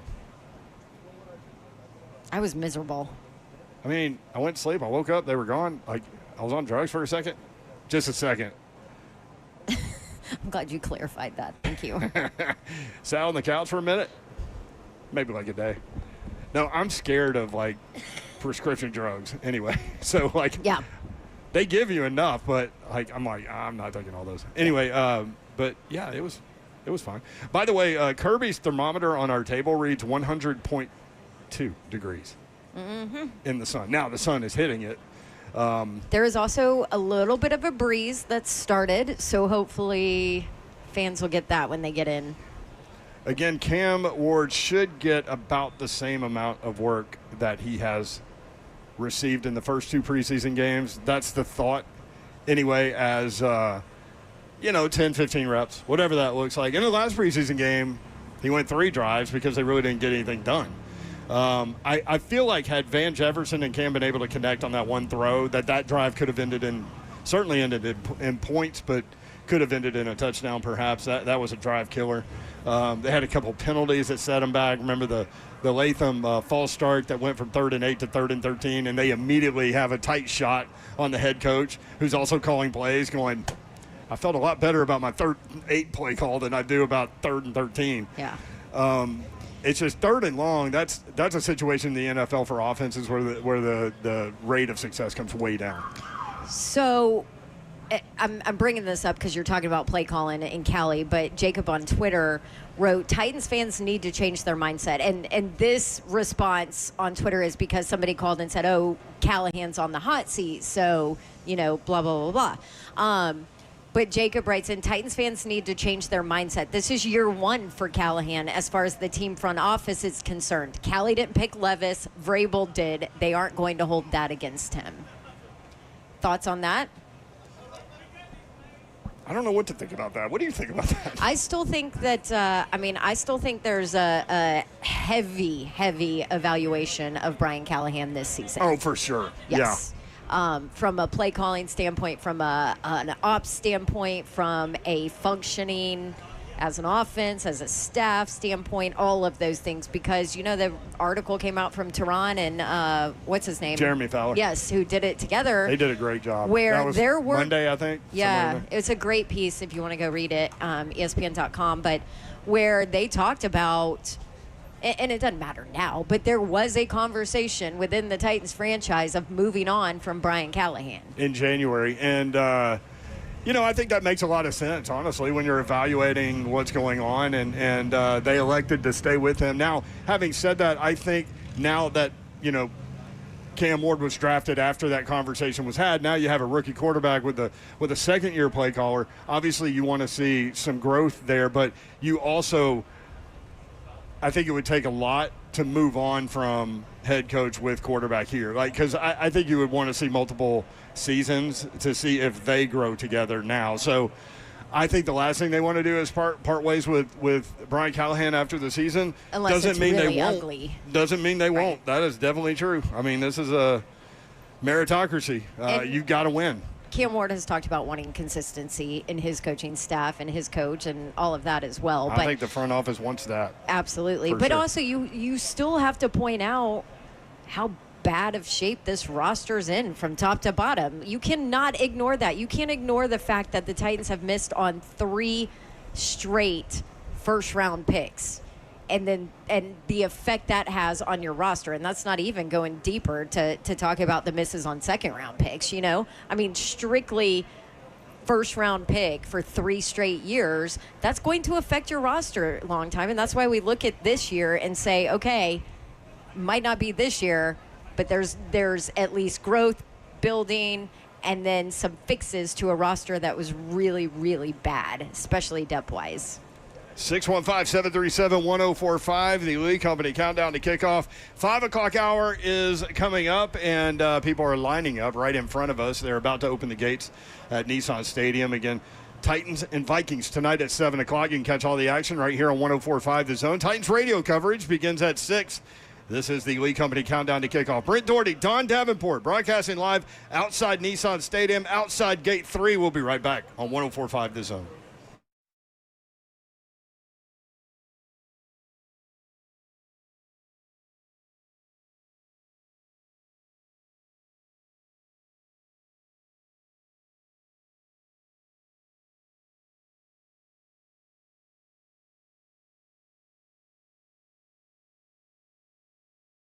Brentwood Jewelry.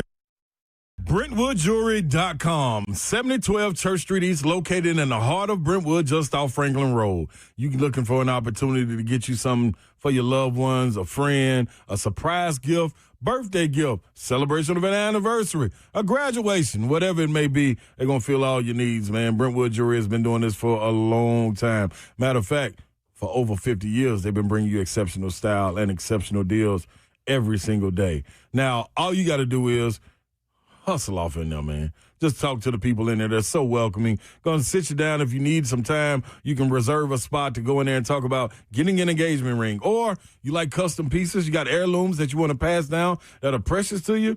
It's not a style or a piece that you'd wear. Hey, well, they can make it up to par to where you want it. Matter of fact, up to their standards. All you got to do is do it. Go in there. Or if you don't, they're one click away, BrentwoodJewelry.com. That's all you got to do is go to the website. Hit them up. Exceptional style, exceptional deals every day for over 50 years, BrentwoodJewelry.com. Gupton Dodge Chrysler Jeep Ram, that's where you need to go to get that next new vehicle, whether you're looking for a car, truck, SUV, or Jeep, new or pre-owned. These are your guys. 3450 Tom Austin Highway in beautiful Springfield, Tennessee, about 30 minutes from where I'm sitting right now in downtown Nashville. Best vehicle buying experience you will have ever had. I've bought multiple vehicles from these guys. They are awesome, awesome people. You can check them out online, GuttonMotors.com. All of the inventory is there. All the dealership information is there.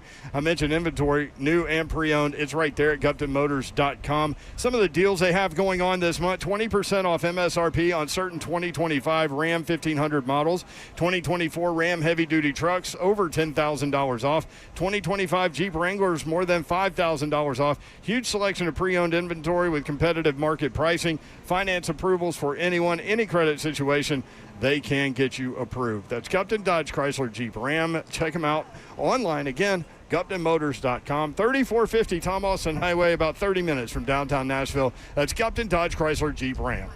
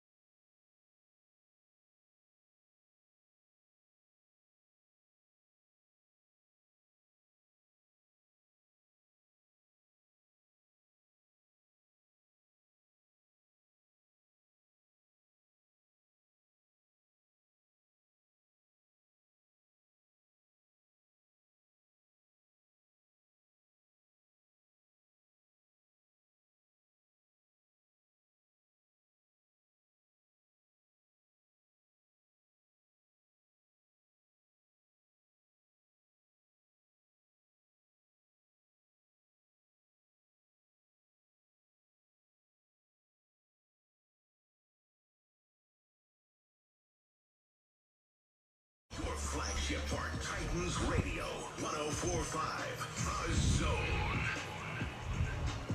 It is the Lee Company Countdown to Kickoff. Lee Company, all you need, visit them online at leecompany.com. Today's broadcast is brought to you in part by SA Recycling. SA Recycling reminds you to be a good fan this game day and look for recycling bins in and around Nissan Stadium. The gates have opened and the people are moving inside Nissan Stadium. Tonight's game, the Titans and the Vikings, 7 o'clock. You can catch all the action right here on 104.5 The Zone. Titans radio coverage of Titans Vikings begins at 6 o'clock. Taylor Zarzer, Coach Mack, Rhett Bryan, Amy Wells, the entire crew. Zeph Dog involved as well, and they do an incredible job. So give them a listen if you're out and about. We have AJ, CJ, and Kirby here. Brent Doherty, Don Davenport with you. Ross back at the radio station making this happen. So if you want in and you want to talk a little Titans football, Titans Vikings, 615-737-1045 is how you get that done. That's 615-737-1045. Easton Freeze from A to Z Sports is walking up to the stage. We are elevated, Babs. I feel like we're on like a throne stage. A throne stage? Yeah, a stage that's a throne. I would describe it as, I feel like we are now a liability. A liability? Especially Easton over there. Also, you have a purple folder. What is going on here? I just noticed this. This Minnesota Viking tends to what's going on with you today. I did not plan to match all the Vikings fans that are walking in the gate right now. What is this? Half of them we talked to earlier all live here. Kirby, put this purple folder in my bag. That can't be out right now. I'm telling you, man. Tell you what. Quite a few Viking fans here. Now they, as you said, the ones we talked to said they live here, but Easton Freeze joins us now from A to Z Sports. You battled the traffic to get in here. There's one way in, one way out, basically. Yeah, it's a little more complicated around here with the new stadium, which it's crazy. Every time I come over this way, they've made enough progress for it to look a little different than the last time, and it's starting to really tower over the existing stadium. It's starting to feel a lot bigger, right? Yeah. Every time I look at it, it's like this is clearly a step up from what we got right now. You know, it's interesting. We'll take it. I was on the interstate east of the city coming into the city today, and my sight line, my view was of this area. I could see the new stadium. I could not see Nissan Stadium. It's just totally, it's eclipsing it, right? Yeah. Yeah. Yeah, and it's funny. I ran into Burke Nighthill not too long ago, and I was telling him, I said, we were talking about you on the air. He's like, okay, good. And I said, remember when you came on the show and you said, the new stadium will be 400 feet taller than Nissan Stadium or whatever. And I'm like, okay, numbers are numbers, but until you see it, what does that mean? Right. This is what it means. Oh, you see it. So it's a spectacle, but. I did want to make the point, allow yourself to have extra time to get here. That is for sure. Absolutely. Yeah. And maybe the best way. Put your patience pants on. For the next You're 4 years. How many more years of chaos around here? Till the end of time, maybe? I don't know. Until they knock this one down. I think Titans fans will take it, though. I think we'll take it. It's a trade-off worth making. What are they going to do with this one? I've heard they're not going to implode it. No, you can't blow it up. That's right. It's 4 feet from the new stadium. You can't. You can break the new one. You really can touch it from. You can touch the new stadium from the top of the old stadium. Like, it's that close. But also, I heard it was cheaper for them to piece by piece tear it down than actually explode it. Yeah, they're going to take it apart meticulously. Implode it. If they were going to implode it, my argument was Don Davenport needs to push the button. Right? She would be the perfect choice. When they explained it on the stadium tour that I went on a couple of months ago, they said that the last day that they host a game here, which they said would be, of course, the AFC Championship game that late January. Yes. They will the next morning begin taking things apart slowly, and it will be gone between January and probably August. Holy crap! This guy Rodriguez, number 50 down here, he's got a purple beard. Sure. This is amazing. Oh, you're right. Wow. That is... Listen. That's fandom. For a preseason game. When you have the opportunity to go all out for a preseason game, you have to do it. Absolutely love it. You have to do it. Let me ask you this, Easton. You've been covering this thing for a long time. You do a great job with the A to Z Sports. If the Titans were playing Denver today in Denver, would J.C. Latham play? Would Tavondre Sweat play? Different answers. Okay. J.C. Latham... Well... So J.C. Latham definitely would. Latham and Calvin Ridley are both being held out tonight for soreness. I wouldn't even call it injuries. In just quotations. Yeah, little tweaks that they are the reason why both of them missed some practice this week. And that's what I was told, is that if they were playing a real game tonight, they absolutely both would be playing. Tavondre Sweat and Kevin Winston Jr. both kind of fit into this bucket of guys that are expected to be medically cleared by week 1. But they've both missed the better part of August, and at this point, you're lacking the football conditioning, you're lacking the practice reps. So them being folded back into things might have to be a ramp up. With Tavondre Sweat in particular, who I need to go back. How many padded practices he actually did? 1 or 2? I think it was 2. Not many. Yeah, you can count on one hand the number of padded practices he has under his belt this year. And he's a big man, and we've always talked about his conditioning and his weight, which he did a phenomenal job of handling last year. Yeah, became but a he hasn't non-issue. been out there. I actually think I think I heard that he lost not significant, but a noticeable amount of weight because of the tonsillectomy. Yeah, Ever had their that'll do it. You eat ice cream and not much else for a couple days, and it'll do that. Is that why he's still missing time? That is the primary stated reason why he is still missing time. Reason. Yeah, I love how you answered that question. That is the protecting himself on that one. The stated reason. Yeah, I've been here for 5 minutes. You're already asking me questions to get me in trouble. Here's my question for you. Well, I know you're smart enough to dig out of it. Yeah. Are we concerned that he could miss significant regular season time? Not right now. No. Okay. No. Then it doesn't matter. Right. I think once we start playing the real games, there's nothing at the moment that would keep him from playing football. Perfect. Yeah. L'Jarius Sneed, where are we with him? He talked about he's just got to get in football shape. He hadn't played in a year, is what he said, and that is a legit thing, right? Yeah. When he came back on Wednesday, that was the first time that we know of that he's done anything football related in 311 days. So. And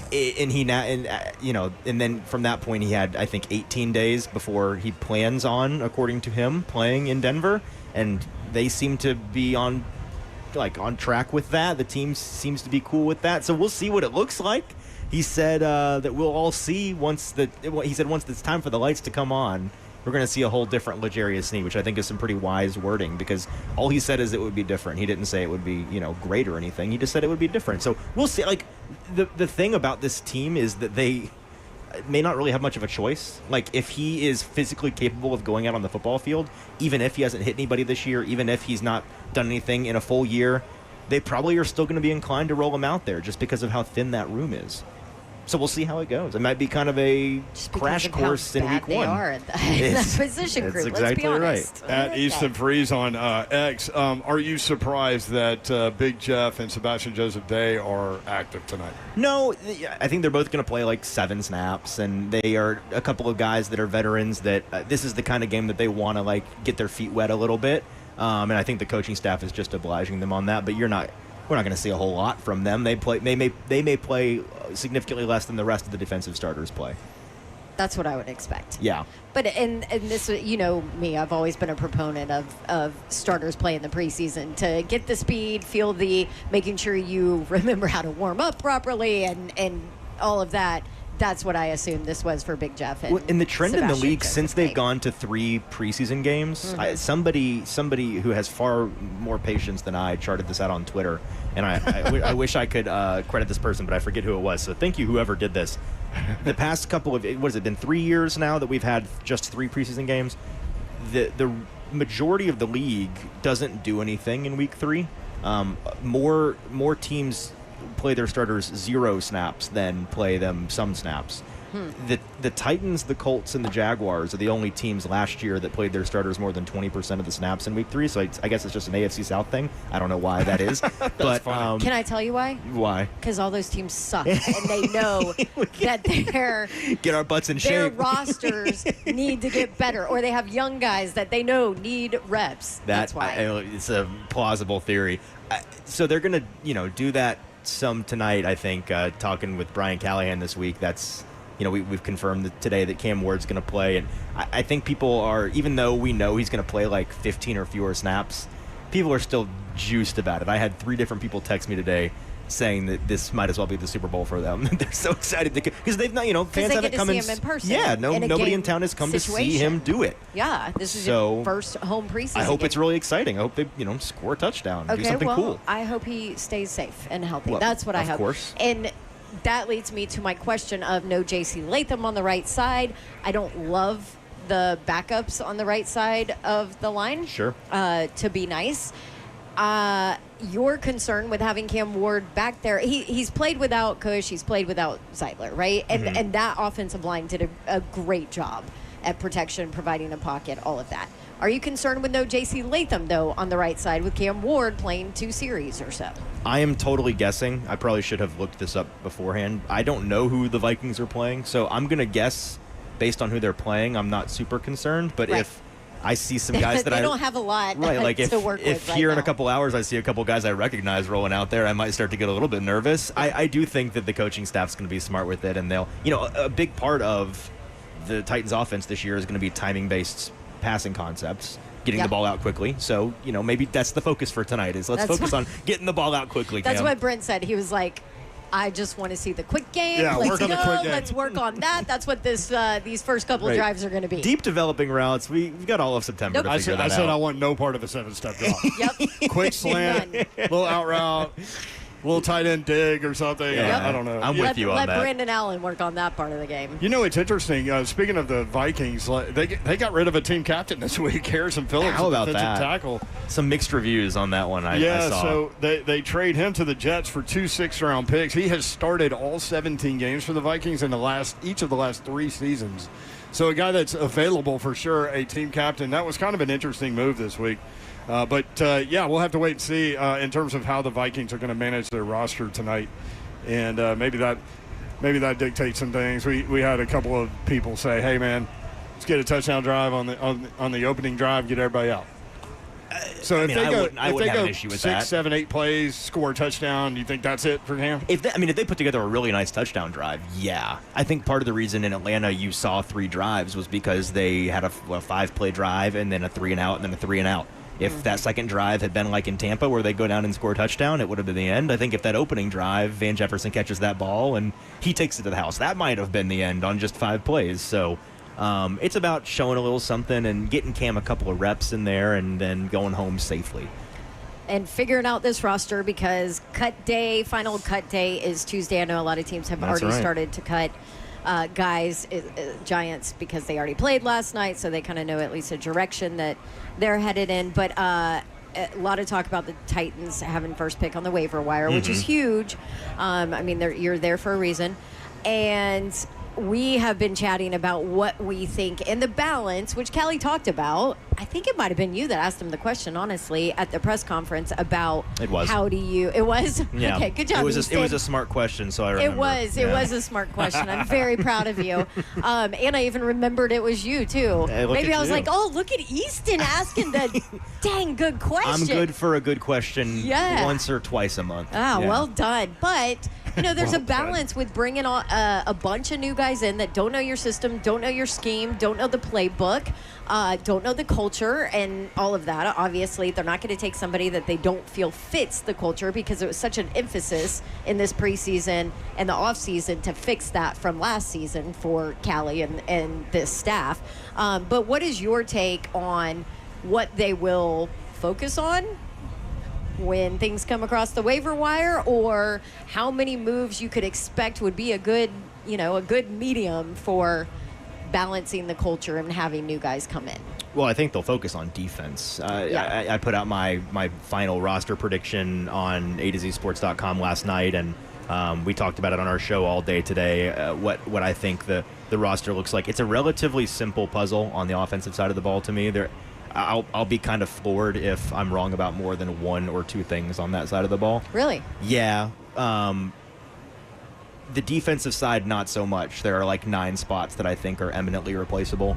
I count 4 that I think they're going to put somebody in that they have no intention of keeping them by opening day. And it's like, I frankly don't even, it makes it harder to know who's going to be in this spot because I think it's a fake spot. You know what I mean? I think this is like they've got it earmarked for the the waiver wire guys that they are expecting to be available. They, with the first spot, I've heard tell of recent years where the first spot is claimed 5 and 6 and 7 and 8 guys, and they have to be guys that you have spots for on the roster. I think the Titans, especially on defense, have that. The positions I expect them to be most curious about on the waiver wire are cornerback, edge, linebacker. At cornerback, outside the starting 3, you've got Marcus Harris, who's the rookie 6th-round pick, who is showing well. Like they're not going to replace him. Yeah. So there's 4. And then it's Darryl Baker, who played a lot last year when L'Jarius Sneed went out, but I don't think that he's irreplaceable. And then if they keep a 6th guy, Gabe Judy-Lawley, former volunteer UDFA last year, he showed some been points. Primarily he has. I think that they'd be fine keeping him on the roster, but he's he can play inside and outside. It's funny, Slay, when Slay was watching the All-22 from the Falcons game the other night, he kept texting me about he had a good game in Atlanta. Yeah, he did not show well in Tampa Bay. He showed pretty well in Atlanta. He's been primarily the backup to Roger McCreary on the inside. I think they've been playing him inside out of necessity. So maybe he's on the team. Maybe I had him on my final roster, but I could see him being replaced. Yeah. Linebacker 4, we're going to see all 3 of the linebackers that are hopefully going to do all of the playing for the Titans this year. Cody Barton, we know. The situation, I don't know how much y'all have talked about Cedric Gray and James Williams. Yeah. Cedric Gray coming out of nowhere from behind. I mean, he's going to get the start tonight. Yep. If he shows well, he's going to win the starting job. When we assumed all summer long that James Williams was going to be that guy, but the coaching staff, it's always interesting when you see a guy figure it out in real time, and you see this. I mean, in the past 2 weeks, You've seen the light come on. It's hard to explain. Yeah. That suddenly he just gets it, and he looks like a different football player because I've been watching him, every other day for a month now, and it was like this in the last 2 weeks. Suddenly he's just, he's a good football player now all of a sudden, and the coaches really like his downhill bruiser ability. The play style matches what they want. So he's put a couple of those on tape this preseason. Yeah. So Barton and Williams and Gray, and then they're gonna. I mean, you can't not have a 4th linebacker, but I think you're throwing darts at whoever is on this roster that they're keeping. They're probably going to go sign somebody else for that job too. Yeah. Question for you at wide receiver, because obviously you've said for the most part offensively it kind of makes sense. You see, and we had talked about earlier this week, I'm like, they're going to keep all of those running backs with Tajay being hurt. They have to. Yeah.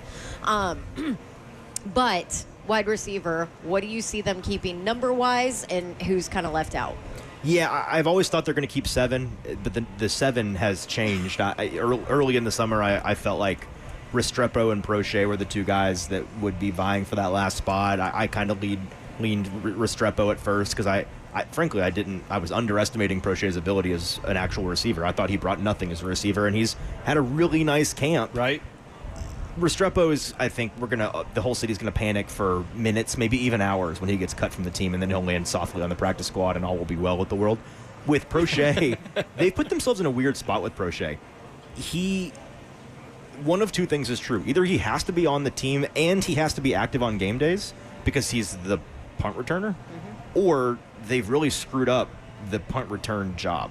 And I'm not saying that I think they have. I just think that this means they have to keep Prochet because the only 3 guys that have been returning punts at pretty much all August have been Prochet, who's been doing the most of it, Chimere Dike, the rookie receiver, who's done little of it because they've been trying to let him focus on receiving things and other jobs. Which they should. Also, you can't throw a rook back there. Like Titans fans. He's just getting killed. We can't. We can't. Well, they did it last year with Jaquan Jackson, who's been doing a lot. He's the 3rd guy that's been in the rotation, and he doesn't have a chance to make the roster. So, and I asked special teams coordinator John Fossil this week, if Prochet doesn't make the roster somehow, and DK is your only option to return punts, are you comfortable with that week 1? And he just said no. He said no. He said no. He flat out didn't sugarcoat it. He was just like, nah, and, not yet. Thanks for that answer. That's what I was looking for, but I wasn't expecting it to be so plain. So I think Prochet's on the team, and it's like I think he has to be. There's no other option. And Bones loves him. Bones talked about the veteran guy that you can trust back there, all of that. And I was telling Mayor earlier, I'm like, you have to have him on this roster. To me, there's no way he doesn't make the roster. Well, and here's tomorrow's news today. You're going to be talking about this on your radio show in 9 days. Not only is he going to have made the team, But then as we're approaching Denver, we're going to start, and this might be a weekly thing until DK becomes the returner. He's going to have to be active, and you don't go into game days with 7 active receivers. Right. So if Prochet has to be active, okay, well, who's 6? Bryce Oliver has to be active. He's your starting gunner. He's a big deal. He's a core special teamer, and he brings you more than, frankly, some of these other receivers do in terms of actual receiving ability. You're not going to deactivate Van Jefferson, at least not at first. Are you deactivating Chimere Dike? I mean, we're talking week 1. They're like, they're flat out not going to make Van Jefferson inactive, and they don't want to make Chimere Dike inactive, but that's your only option. They're in a tough spot. I don't know what they're going to do. You could certainly see that, right? Like, I mean, that makes a lot of sense. I would guess today that's what happens. Yeah. And eventually maybe that flips, and maybe DK is the one getting activated, Van Jefferson's the one deactivated. Maybe it's eventually Prochet getting deactivated because DK becomes the returner. But for the first week or 2 or 3 or 4, it's going to be a weird talking point going into each game, and no matter what they do, it's going to frustrate people. So you came up with a 53. I did. Based on what you're looking at right now for A to Z Sports. Can you hang and talk about that? Yes, let's do it. When we come back? Let's do it. All right. The Lee Company countdown to kickoff gates are open. Titans and Vikings coming up at 7 o'clock. By the way, that's Restrepo's mom. She just walked in. She The did? Restrepo family. Luckily, we were done talking about Restrepo by the time they walked in. But they just all walked in the game. He could have a big night tonight. He could. All right? He's going to get a lot of reps, He could be right? very You exciting. would expect. Frankly, I expect him to, because that's perfect narratively, right? He has an incredible night. Everybody's remember this night last year when we were talking about Braden Narvison? Remember the kicker? Yes. Nails the 60-yarder. I'm like, oh, Nick Folk, you're gone, buddy. Got to keep this guy. Wah, wah. And then he went to Green Bay, and you never heard from him again. Where are they with Joey Sly? He's on the roster. Could that be a waiver wire thing? I didn't list him as a lock in my 53. What about Johnny Hecker? Also not a lock. Really? Johnny and Joey. Nah. I don't think it's likely that they replace them, but I think it's possible that they replace them. I love it. Let's do the 53 when we come back. Easton Freeze from A to Z Sports, Brent Doherty, Don Davenport, the Lee Company countdown to kickoff. Lee Company, all you need. Visit them online at leecompany.com. Broadcasting live outside Nissan Stadium, outside Gate 3. Come by and see us. There's Sandy over there. There's Cap over there. There's Martha over there. We appreciate you guys, and we'll be right back. 104.5 The Zone.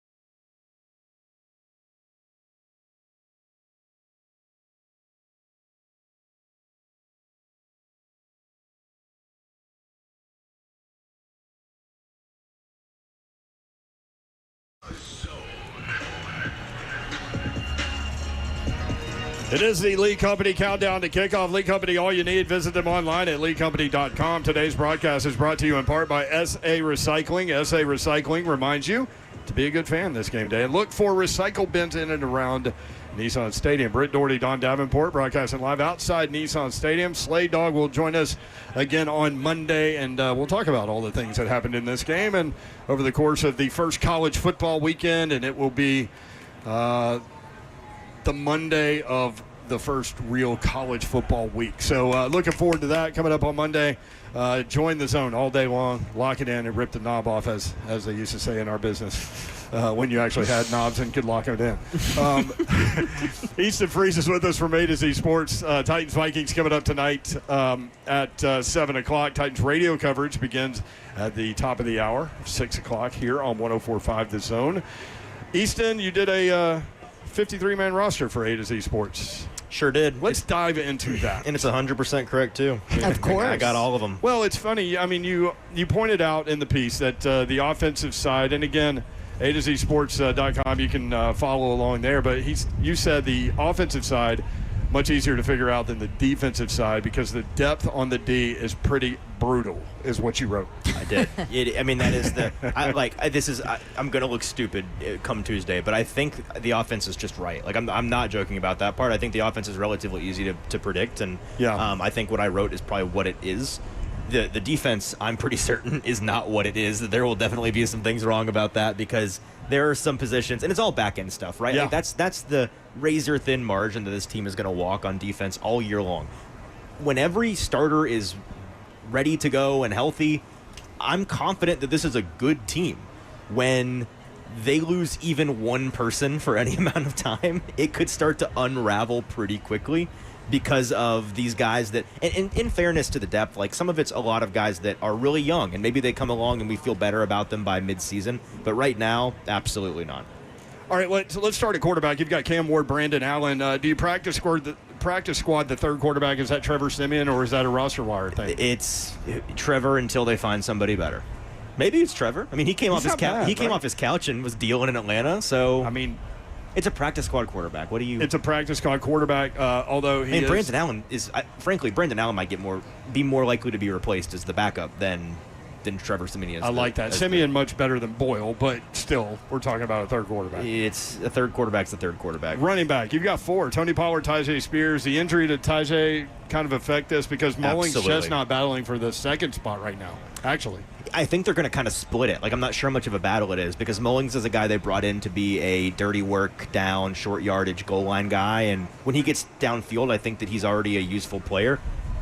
He's also demonstrated that he may not be the most trustworthy yet when it comes to protections. And the last thing you want is a guy that, respectfully to Mullings, is practically an intern when you're a sixth-round rookie running back.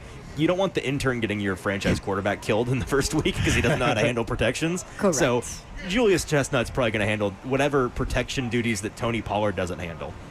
Wide receiver, I think, is pretty easy, and we talked about it earlier. Ridley, Lockett, Van Jefferson, Io Manor, DK, Bryce Oliver, James Prochet.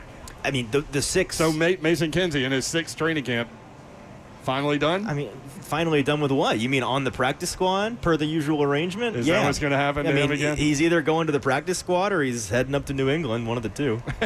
Yeah. Oh, I can see that. Totally Absolutely. See that. Go take a peek at New England's wide receiver depth chart and tell me there's not a chance he makes that team. Yeah. It gets thin at the back. Really? Oh, yeah. I mean, they just... Good. I always pull for Mason Kinsey. He's a good guy. Oh, I see. Yeah, no, it. Mason's the best. I love him. Mason's the best. Vrabes is, coaches are loyal to a fault. Vrabes is maybe the most loyal guy to his dudes. Mason Kinsey, I will never let anybody slander Mason Kinsey's usefulness in the NFL. He has mastered the lane that he's in. And between January and August, he is a legitimately useful player to whatever organization he's on. He's a juice guy. He's a great locker room guy. He knows how to lead a group. He knows how to, this sounds like silly stuff, but it's really not. Demonstrating how to drill the right way, how to operate in practice. He is the model of what coaches want in those roles. So there's he's not stuck around out of a fluke. There's a reason why he's been here and going to stay in the NFL for a while. And he'll talk smack to the defense, get him going. I love it. I love joint practices with him. Yeah. I can't tell you how many practices have been dead until Mason did something. He gets really excited, and then we're off to the races. Absolutely. It's him and Brownlee Jr. That's right. They bring the juice. I talked to Brownlee Jr. after the practice where McCrary returned one for a pick six or whatever in the offensive huddle, and Brownlee Jr. was in the offensive huddle. That's right. Hey, guys, guys, what's going on? Did I see you in the offensive huddle today? He's like, yep, yes, you did. Just checking in on things. So tight end, they kept 5 last year. You've got them keeping 3. I do. Chig, Gunnar Helm, David Martin Robinson. So Odekoye, Josh Wiley, perhaps practice squad Did guy? you have them keep him 5 last year just first? No one had him keeping 5. No. Well, I mean, but they did. I'd have to check. I think I probably had them keeping 4. I don't Okay. remember, but it was certainly not 5. Not I five, think they'll keep just 3, and a part of that is because they have to keep a fourth running back. Yeah. But there's a chance they keep a 4th. They're not going to keep 5. The 3 that they have are locked in. Those are your 3. And then if they kept a 4th, I would guess it's Odekoye, but I'm not expecting it. Offensive line. Let's have a discussion. Okay. Riveting radio. Here we go. We don't need to have a discussion about the starters. Dan Moore, It is for Peter, the Titans fans, though. Peter This has Skoronsky. been an issue. Do you want Cam Ward protected or not? Right. That's right. It's time to start caring about this, plus, folks. they've sucked so bad in the offensive line for the last 3 years. It's only been 3 years. Dan Moore, Peter Skoronsky, Lloyd Cushenberry, Kevin Zeitler, Jason Latham, we all know that. Corey Levin, we know. Blake Hance, you have Jackson Slater, the draft pick. And you've got John O. Johnny O. I think that last spot, that's the 9th spot, is a toss-up, and it's the rare position battle that actually might come down to this game. Most of these things, the last preseason game isn't really determining anything. My understanding is that John Ojukwu and Oli Udoh are both going to get run tonight, and whoever plays better might very well be the one that wins out on that spot. The reason why I think Ojukwu is the one that they keep, and they both are tackles, so this is your swing tackle primarily. They're very different. Ojukwu is a high motor, quick feet, good mover, strong technique player who they used a lot last year in jumbo formations as a bonus tight end or bonus tackle, lined up as a tight end, and that's a role that he does pretty well. Always the opposite. He's a impenetrable anchor, slower motor, slower mover, but really farm strong, hard to move, which is kind of more the archetype you expect from Bill Callahan and what he tends to like. But and for what it's worth, I mean, when they had Dan Moore, the starting left tackle, go out for a couple snaps in Atlanta, Udoh is the one that came in. So that means something. I don't know how much it means, but it means something. So I think one of those two will get that last spot. And your 2 swing tackles will be Blake Hance, who this coaching staff, they refer to him as the Swiss Army knife of this offensive line. They think that he could survive at 4 different positions on the line, and if you had to, if you had to have that guy, if you had to keep him in at a guard for a month, you wouldn't notice it. That's the way it's been described to me. Well, hopefully we don't have to test that, but that's a useful player on this team. Okay. So that is a position where they could, in terms of depth on the offensive line, could attack the waiver wire. I think that they could. I think don't have to. I'm not expecting that one to be as. I mean, who knows? Who knows who comes available, right? Who is actually available changes the math here. But I think they're relatively pleased with their offensive line depth. To be honest with you, I think that they like a lot of these guys. What a wild thing to say. I know. We'll see if they're wrong about it. I'm not saying they're right. I'm just saying they're pleased with it. Do you remember when you say pleased?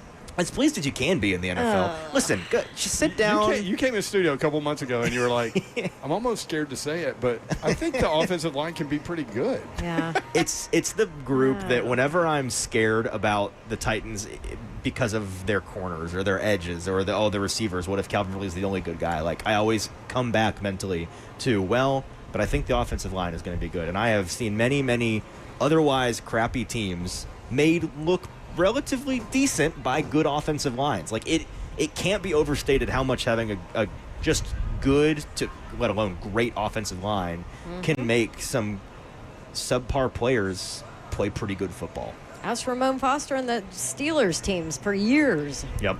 Well, Ramona said the same thing about this group. That I think people are cautiously optimistic about what this group can be. I am most Pollard excited about great. Cam. I am second most excited about this offensive line this year. Like, I'm jacked about it. I think they're going to be really good. Okay. I love it. Let's go to the defensive line. Obviously, Jeffrey Simmons, Devondre Sweat, Sebastian Joseph Day. You've got James Lynch and Carlos Watkins. Make the case there. Well, James Lynch. James Lynch. Sure. He played some pretty good ball last year, so I do think he'll be the 4th defensive lineman. That 5th spot is one that I think they'll hammer the waiver wire for. Carlos Watkins, I think, is the one that will stick around for now, and if he is who they need to keep on the roster because they can't find somebody better, that's fine. but I wouldn't be surprised at all if that's filled by somebody that we're meeting for the first time here in a couple days. Schematically, defensively, what they do, what Denard Wilson wants to do, the pickup for a new guy to walk in and learn all this. Thoughts on that?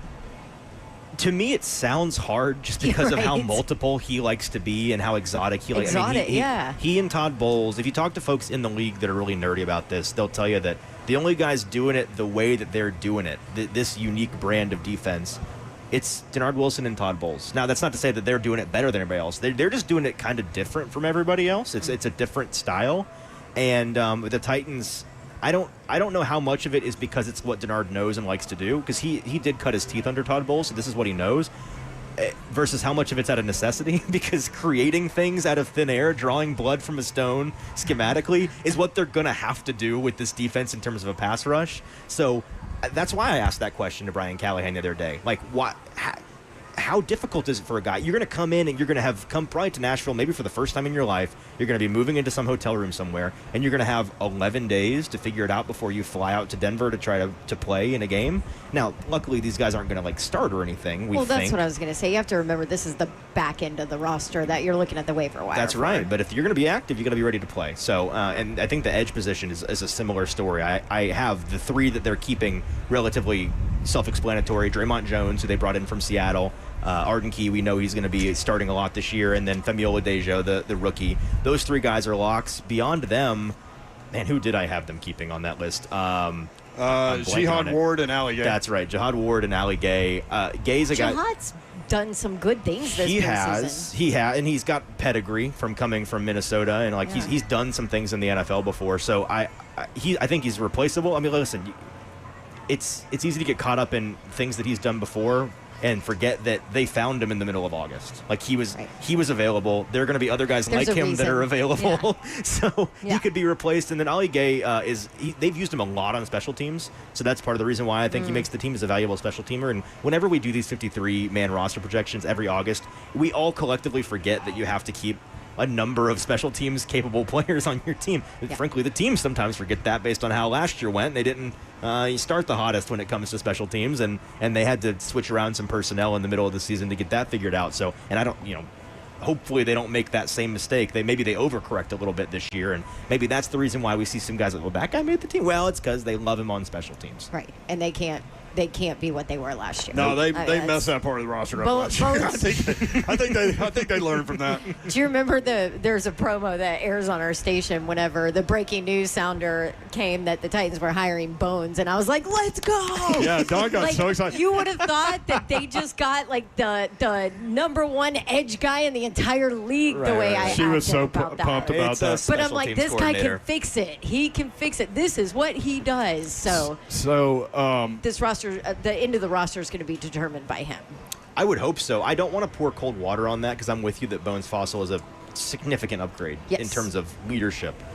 But I also am old enough to remember when, Bill Callahan, that was kind of the same story last year. Yeah. And at some point, the cook has to have ingredients to cook with. And, I'm not saying that I think the special teams is actually still going to be a disaster. That's a good point. But is it going to be fixed overnight? Don completely relates to that analogy that the cook has to have the right ingredients, right, Don? Right, you totally get that. Because I'm big such cook. a cooker. Right.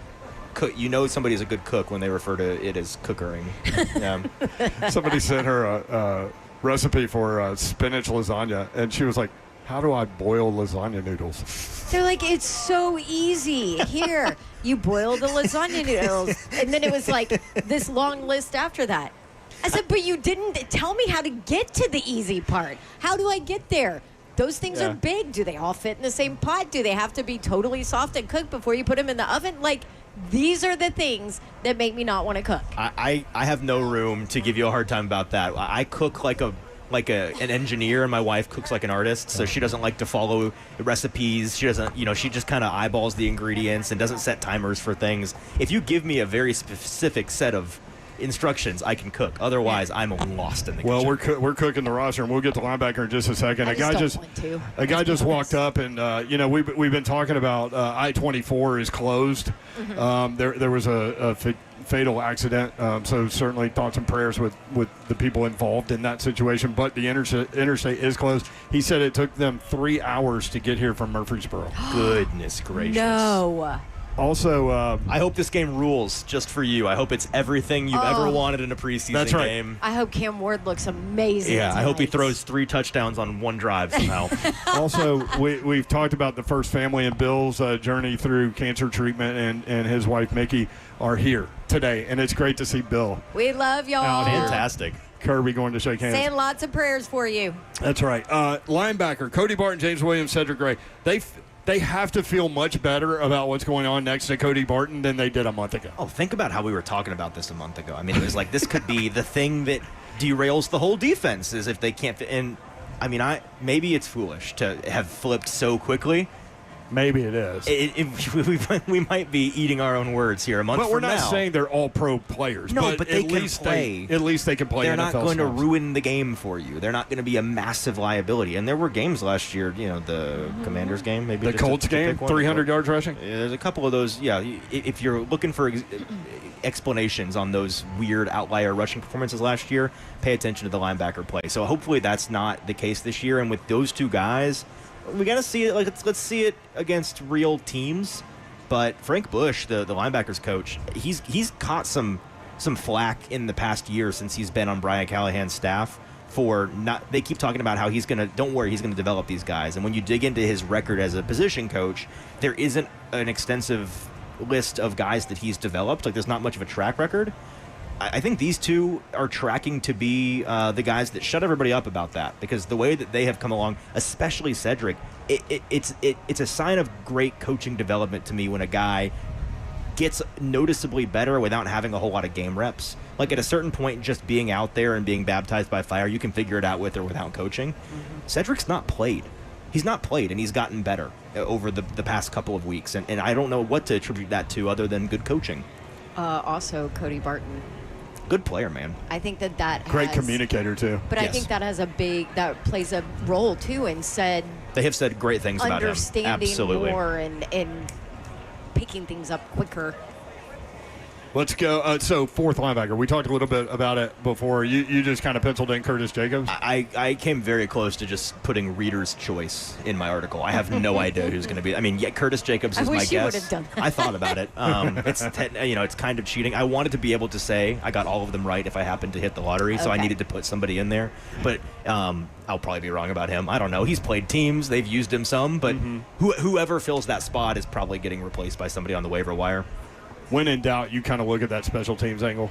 Yeah, I think you have to. I mean, that tends to be their tiebreaker, because again, linebacker 4, cornerback 6, barring disaster, the only thing you're asking from those guys is special teams. Nothing else. Speaking of cornerback, L'Jarius Sneed, Jarvis Brownlee Jr., Roger McCreary, Marcus Harris, all in there. Then Darrell Baker Jr., Gabe Jeudy-Lally. Where do we go there? I'm not sure they're going to keep 6. They could keep 5. If they kept a 6, I think it'll be Gabe Jeudy-Lally, just because, again, he's been the direct backup. He's technically the second stringer on the inside. So I think that's why he would get the nod. And he had a really nice game in Atlanta. I think him having a good night tonight, that's another one of those, if we're trying to pinpoint the couple of things that really matter tonight, Gabe Jeudy-Lally having a nice showing would be really good for his chances.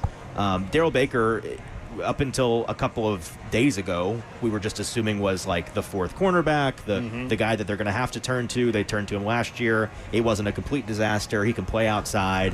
He's kind of waned here down the stretch a little bit, and Marcus Harris, to his credit, the rookie 6th rounder, has come along in the past couple of weeks. And I don't know exactly. I would guess kind of passed him up a little bit on the depth chart, but I think they'll both be on the team, and those will be the guys that you're peeking around on the waiver wire to see. Let's see if anybody dropped a cornerback, but cornerback is in such decent. Cornerback is in real low supply in the NFL. I think we need to make this point. It's not just scrub guys that get released.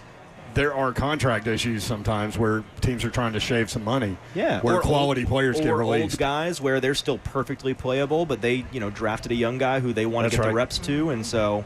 That it happens, and this is a relatively young team right now. It's actually kind of like we've hollowed out the middle class. It's all old guys or all young guys on this team. they might add some old guys here in the next couple of days because of that. Safety: Amani Hooker, Xavier Woods, Kevin Winston Jr., Quandre Diggs, Mike Brown. This is an interesting one. fans might not know or care about this, but in the Titans media workroom, we've been talking about this for like 2 weeks. Quandre Diggs shows up, right? And everybody's excited to have him back. He's a great guy to talk to. His teammates love him and everything. And he's Cam Ward's cousin, so there's that whole like, oh, he's here with his cousin now. That's exciting. There's a contingent of us that really thinks that Quandre Diggs is kind of here temporarily, or as maybe they're doing him a favor to like, hey, let me show for a couple weeks in training camp that I'm back, I'm healthy from the broken foot. Let me play a couple preseason games to get some things on tape, and then I'll go get a bigger role with some other team.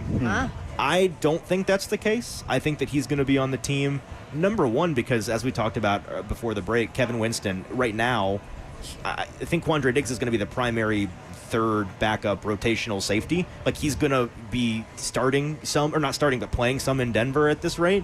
And when Winston does come back, Diggs being around, as long as he's not a malcontent, which he's never, I mean, I don't think that's who he is. No. He's a great locker room guy. He's a great team guy. Even if he's your fourth safety, that then keeps you from being one injury away from having to put some guys that are on the team primarily for special teams out there in meaningful spots. We saw a lot of guys like Mike Brown having to play a lot of football last year down the stretch, and there were some tough spots in there. Having Quandre Diggs as that safety net is a massive upgrade. So where are we with Kevin Winston Jr.?